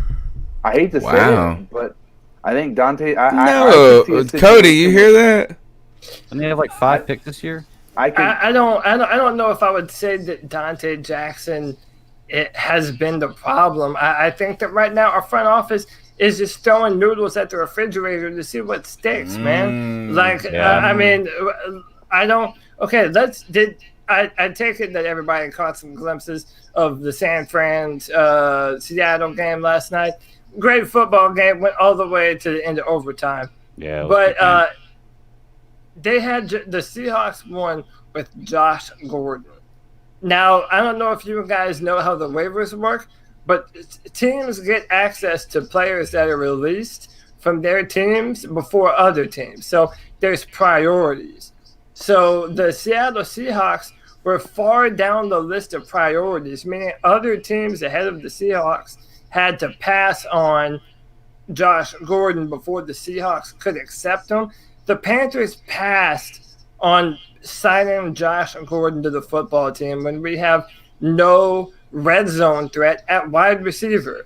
But yet we brought in Greg Dortch and then what's the guy? Oh, wait, one more. My guy that I was excited about. What? I don't even know his name. He played for Indianapolis and then the Jaguars. Yeah, Dante Moncrief. Yes, Dante Moncrief. Who is Dante Moncrief? Yeah, that's what I'm saying. Can we ask the question now? Does that mean that we're not going to be signing Cam Newton? Because the fact of the matter is they consider Josh Gordon damaged goods, so they didn't want to take a bet on him. Would that also indicate that maybe they're going to take the same approach with Cam? And Cody's right. Is Josh Gordon balled out in that Monday night? Yeah, no, he didn't do that. He didn't do that great. He's on my fantasy team. He only scored. He didn't score that much. Man, he made a couple of clutch catches, but he didn't do that. I don't know. I was watching it, bro. My man looked all right. Also, to be fair, you're not judging him from a fantasy perspective. You're judging him whenever they threw the ball at him when they needed to play. Homeboy came up with a play, and the further point. And he looked like a monster. He looked awesome. Like he's like, "Fuck all y'all." I think throwing the football in the red zone is a real problem for our football team right now. If you have Kyle Allen who's working through his own deficiencies in the pocket and whatnot, why not have a bigger body receiver that you can just throw the football somewhere? He's not that big. I think he is. Let's see what he is. Let's see what it says. Just so y'all know, Josh Gordon had 2 catches for 27 yards last night. And they were important. Oh, gosh. They were the only 2 I saw. Okay, Greg, that was his first game back. And it was Russell Wilson's worst game as well. In my opinion, when I was watching it, I needed Russell Wilson to get me 20 points for my fantasy. He came up 2 points short, and I was just so angry because I was 2 points short of beating my guy. And remember this: they won. Our front office on the road. I don't think there's some. That game was one of the best games ever. That was such a good game. I don't think there's a method to the madness of our front office right now. Yeah, I think I don't look. How about this? Let's not look at these real fringe picks as really or decisions being that important to our team. No, they weren't. So I think we're over examining what Corn Elder means to this team. If anything, we should really be what we've been examining. And that is the central components of the team, because that Cam Newton, the future, what David Tepper means. Josh Gordon, 6'3", 225. He's big, but he's not giant, but that is significantly bigger than what bigger we than got. bigger than any receiver we have. All right, here, next. His biggest thing is, though, is not his physical aspects. It's his I think he has some mental problems that a lot of teams don't want to deal with. I defended Josh Gordon for so long. I was like, stop messing with this dude because he's smoking a little weed. I died on that hill for Josh Gordon for so long, and then it comes out that my man was dealing like 30 grand worth of weed. I was like, damn, man, I was trying to fight for you. Next call. Oh, man, what you guys talking about, man? This stuff, man, look, it's not just Ron Rivera, it's Norv Turner, too. Oh, this Cody, not it's working. your spirit animal. We need to revamp a whole lot of stuff. It's not so much Cal Allen. I think, it's the defense.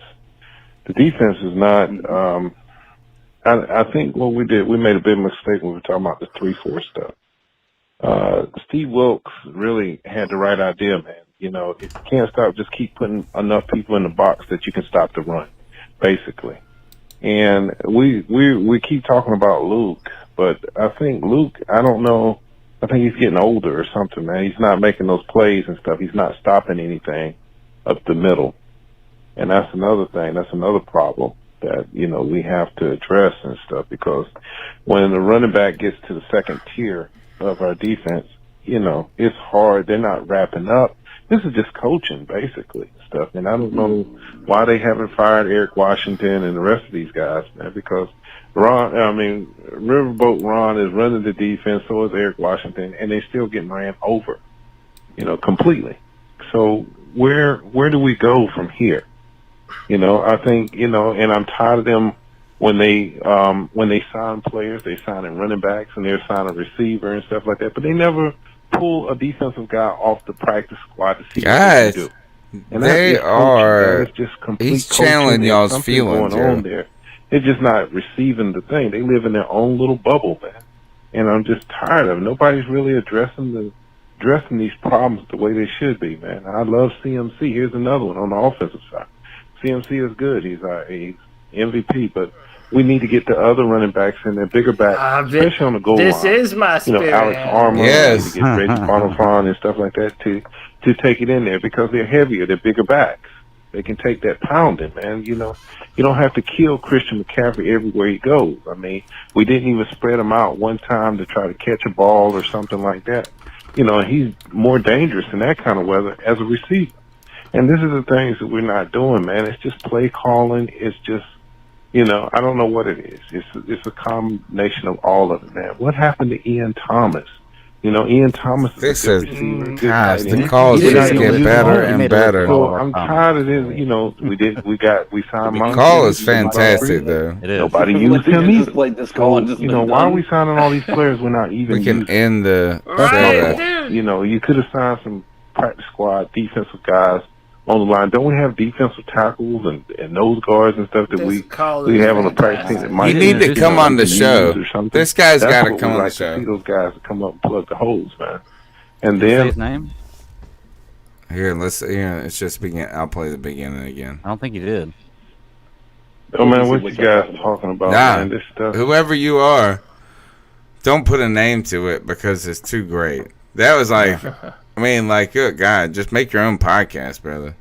No, I'm not. That's not even an insult. You know what I'm saying? That was a fantastic call. Here you go. Next one. Yo, what's up, guys? Big Mike, calling from Fort Lauderdale, Florida. Come on, brother. High Point, North What's Carolina, up, Big Mike? originally. High Point Furniture Capital. For Capital. about 2 years now, for 2 seasons. Yeah. I love it. You guys bring it every week. You guys are always there every week, and keep it up. But I think with what I wanted to say right now, what type of identity do you think that we guys have? I mean, who are we as a team? What are we good at? What a good What question. are we bad at? I think we know what we're bad at. Yeah. Everything but. We have no run defense. 29th in the league right now. That's crazy. That's crazy. We're on pace to give up the Your worst defense. Right. rushing touchdowns Really ever. working out well there, Rivera. Good job. Yeah. It's really Like proud. Rivera. 29. Is that the problem? The Is that why calls we're always tonight are year in, so year out, good. scratching our heads, guys? Is it Rivera? I don't know. Got that quarterback that's out. Did he Anyway, say a bad I don't know. I'm gonna let you quarterback? guys sit there and chew on that one for a minute. You know, I just feel we're a lot better than what we are. So talk to you guys later. Keep on. Cody, you've convinced the entire world. That's how I feel. Like, I just feel like you are channeling their feelings. I mean, I don't know if I'm changing minds or people are just starting to believe what their eyes are telling them and what their logical brain is informing them to think. But yeah, man, you're gonna accept mediocrity. I think if you stick with the same formula that we have now, if you continue to do the same thing and get the same results, well, then that's why. It's because you're doing the same thing. Thankfully, you're listening to the last call of the C3 Panthers podcast because we've been going strong for 3 hours now. Wow. Yeah, that's because we have like 25 calls. The number's 252-228-5098. You guys can catch us after the game. CK and I will be there. We're going to be crashing Cody's house and making him take care of this podcast for us while we're on the road. But we've got to bust through the final segments of the show because the callers said we're there each and every week. All right, guys, very quickly. Panthers, Falcons. It's all division week. Who you got? Panthers, Falcons, CK, you start. I'm going to call it Panthers. The Falcons had their one bounce back game that they're going to be entitled to in the division, and I think that was a big one. So Panthers, I don't think it's going to be a giant win. I'm going to think 24, maybe 21. So I'm worried about this team, Greg. Who you got? I'm going to go with CK too. The same thing. I'm going to say Panthers as well. I think it's going to be a little bit bigger of a win because the Falcons don't have any kind of a real defense. I mean, I know they held the Saints to 9 points last week, but go back and look at it. They almost doubled their sacks for the year, though. Yeah, but go back and look at it. The Saints have been held to less than 14 points 4 times this year. So for everybody who says they're like the best team in the NFL, the most phenomenal offense, 4 of their games have been held to less than 14 points. So just saying. I think it's going to be Panthers big. I think it's going to be 31-17, somewhere in that vicinity. Cody, I'm not picking the Falcons in my house when I'm going with CK, and then I'm coming to your house, Cody. But the Falcons are like a rabid, wounded animal to me, and that's a little scary. Pick the Panthers to win here somewhere in the maybe. Oh, gosh. If we win this game, and I say if we win this game, that sucks saying it like that. I think we got to score 24 points. And I think it's going to be 24-22, something like that. 24-23 Panthers. 24-23 Panthers. Cody, what you got? So I'm going to say 27-21 Carolina Panthers. I think that we get up fast. I think Atlanta makes it a game late, and it's another game of cardiac cats. But I like my Panthers to get it done at home. 27-21 Carolina. Are the Saints in Tampa? Is that what it is? Yes, the Saints are in Tampa. What you got on that game? I'll just. Well, yeah, go ahead, CK. Bold prediction on the Panthers, Atlanta. You know how Julio had that monster game against us? Over 300 yards in 2016? Yeah. Christian McCaffrey is about to eclipse 300 yards. Oh, wow. And secure a spot in the MVP. God, top of the MVP race. That would be a big deal, wouldn't it? It would be. Well, I think that he's going to get somebody fired. Their run defense is straight good, though. There's this guy on YouTube named Chiseled Adonis. He's hilarious. I recommend everyone check him out. He calls it Christian McCaffrey, blue eyes, white privilege. Oh yeah. I don't know if you get the Yu-Gi-Oh reference or not, but it's yeah. I can't stop thinking about that. That made me laugh my ass. All right, who's got to pick this? I'm clearly Saints taking care of business in Tampa. Anybody else? Anybody picking Tampa? I'm picking Tampa. You are? I am, because Tampa, like I said, I believe Tampa Bay is a good team. They've been in every game they've played this year. They've not been stomped, and they have a great run defense. I mean, can you be a good team and have a losing record is a great question. Well, you know what? You definitely can be. In my fantasy league, I have the second most points scored. In my fantasy football league, I'm the awesomest team, Hey, but I have a losing ass record. Look at the Lions. Yeah. Look at the Lions. They're a good team in my opinion, and they have a bad record right now. Yeah, because and then they got fucking Stafford going down hurts. All right, so those are the picks there. If you're listening to the audio podcast only, thank you. Hey, I didn't pick it, man. I didn't pick it. Oh, who you got? Yeah, I'm gonna I said, does anybody else? See, that's my point. If you're listening to the audio podcast now, we're going to break to talk to, we're going to go to a sponsorship of, and I'm going to cut this out now. Let's go ahead and move on now to our Ice Up picks. I'll edit that out later. Good gosh, I'm so tired. My eyeballs are falling asleep. So, guys, Ice Up picks of the week. Who we got? Who wants to take care of business? Mine is Fast and Furious. The rapper Drake was at some concert, and I don't know all the backstory, so I'm not going to do this the justice that it deserves. But Drake was at some concert, and he was on stage, and you know that trick that performers do, where they hold the microphone out to the audience and they try and get the audience to like sing the lyrics of the songs and shit. So Drake is up on stage and his song is playing, and every time he holds his microphone out, the audience just boos the fuck out of him. Wow. They're laying into him, just booing his ass off stage. Like I said, I wish I had more information. This is a very... They were expecting Frank Ocean, is what it was. Okay. He was a surprise guest. Nobody knew who was going to be performing, and everybody expected it to be Frank Ocean.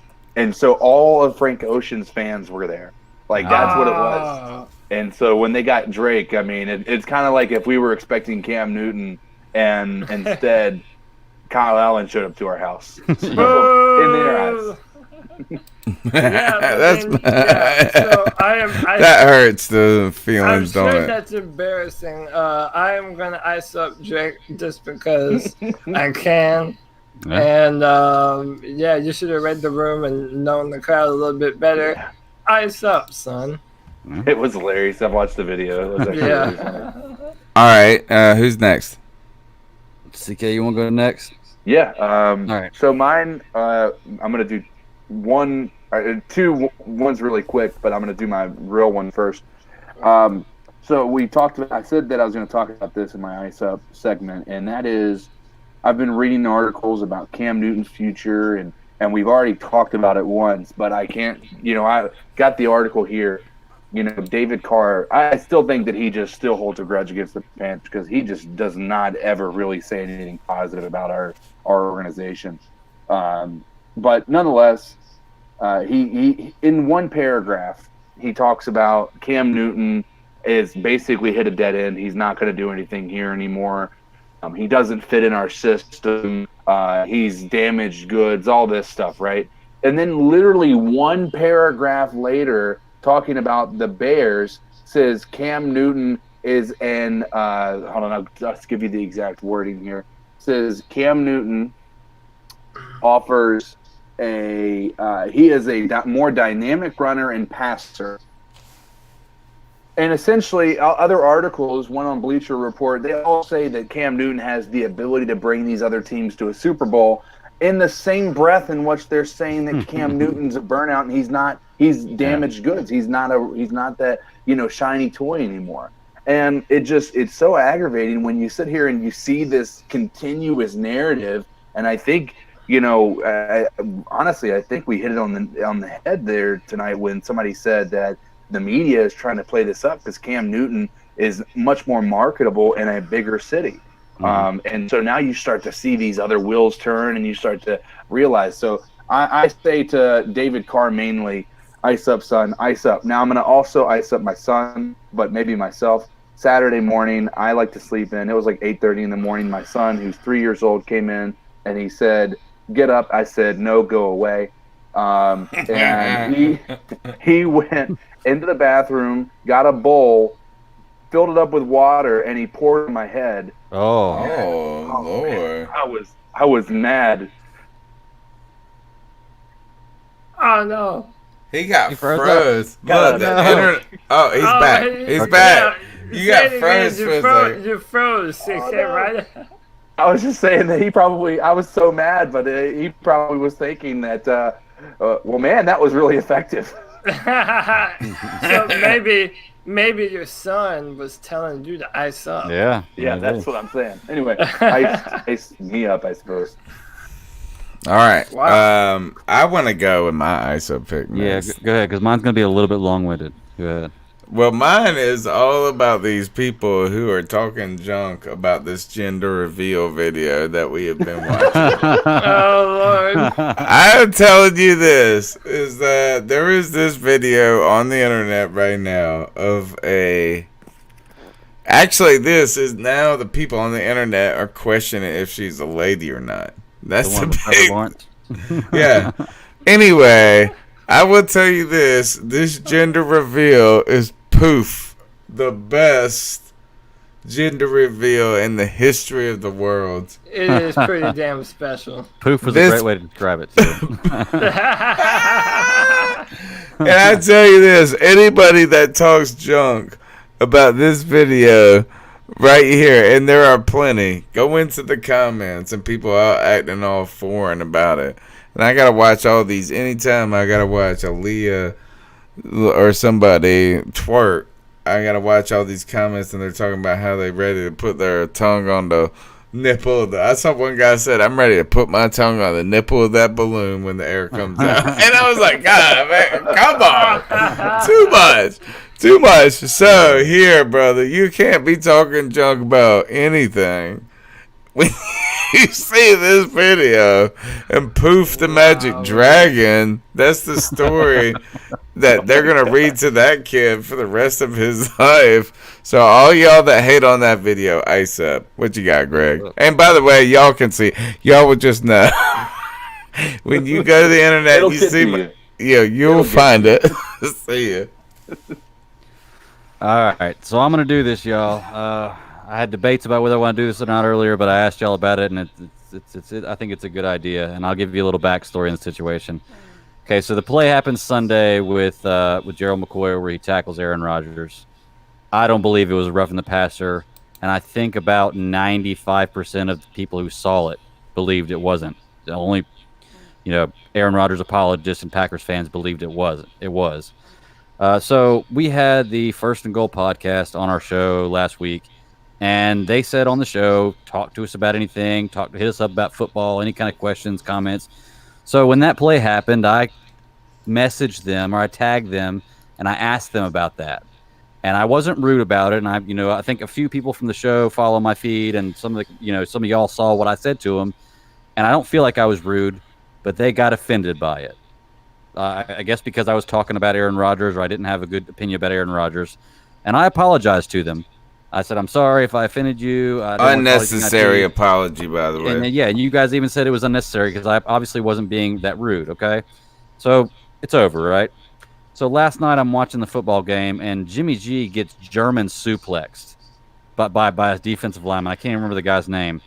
And so I took a picture of it, and I posted that and juxtaposed it right next to a picture of McCoy laying to the side of Aaron Rodgers.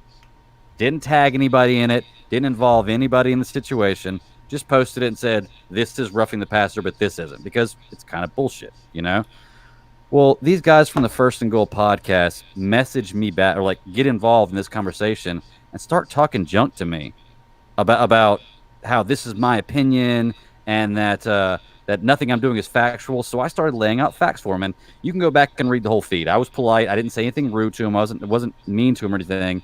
But the bottom line was I was giving them facts. I was showing picture evidence of the Gerald McCoy tackle, and they said, "Oh, well, that was 2 or 3 seconds after he threw the ball." So then I went and looked at the video, and if you watch the video, Aaron Rodgers has the ball in his hand at 4 seconds, and then on second 5 of the video, he's on the ground. So that's not a late hit. So anyway, push comes to shove, and this guy, they're kind of talking trash to me, and there are a number of times where I tell them, look, we are not going to see eye to eye on this. I don't want to be rude. I don't want to get in a fight. And I don't want to start any kind of beef. Let's just stop talking. But they continually are sending me messages and talking trash about the Panthers and talking all this kind of stuff as if I'm the one making the decisions the Panthers are doing, right? So for these guys, I've just got to say ice up, because they obviously were bringing up more things than I was even talking about. I wasn't talking about this get call ruin the game or anything else. All I was saying was this was a bad call, and I felt like it was a call because of Aaron Rodgers. I think because they're Aaron Rodgers apologists, they got super pissed at me and started talking a joke about the team and started throwing insults at me, and I'm just done with it. So I hate to bring it up to a fellow podcaster, somebody that I actually like their analysis of things they do, but man, if you can't handle somebody talking trash about your team, or not even talking trash about your team, giving a different opinion about your team, because like I said, go back and look at my whole feed. I never said anything rude to them at all. And they got mad at me because they were like, well, you sought us out last night, and you went out of your way to insult us and this and that. And I said, no, I didn't, and I apologized for it, and then I didn't do it again. But you went out of your way tonight to look at my feed and insult me about what I was saying when I didn't even involve you. But like I said, I'm going along with it. Go check it out. Go look at my feed. Look what these guys said. First and Goal podcast. You can ice up, man. Y'all need to learn how to understand that Aaron Rodgers is the damn golden boy of the NFL. They make rules for him, just like Tom Brady. That was not a damn roughing the passer call, but it's just my opinion, even though I lay out facts. Get him, Greg. Anyway, get him. We got your back, brother. We got your back. It's not a coincidence that over the past 2 or 3 years, when they've implemented this rule about not falling on the quarterback, that every time it's a big story in the news, it always involves a penalty with Aaron Rodgers. Yep. Mm-hmm. Always. It never fails. It happened. It would happen with Clay Matthews. Yeah, they didn't change the rule about the not laying all your weight on the quarterback until Aaron Rodgers broke his collar. Yeah. And I told them this as I went on their show this past week or whatever, right, as a guest, and thank you for that opportunity to talk.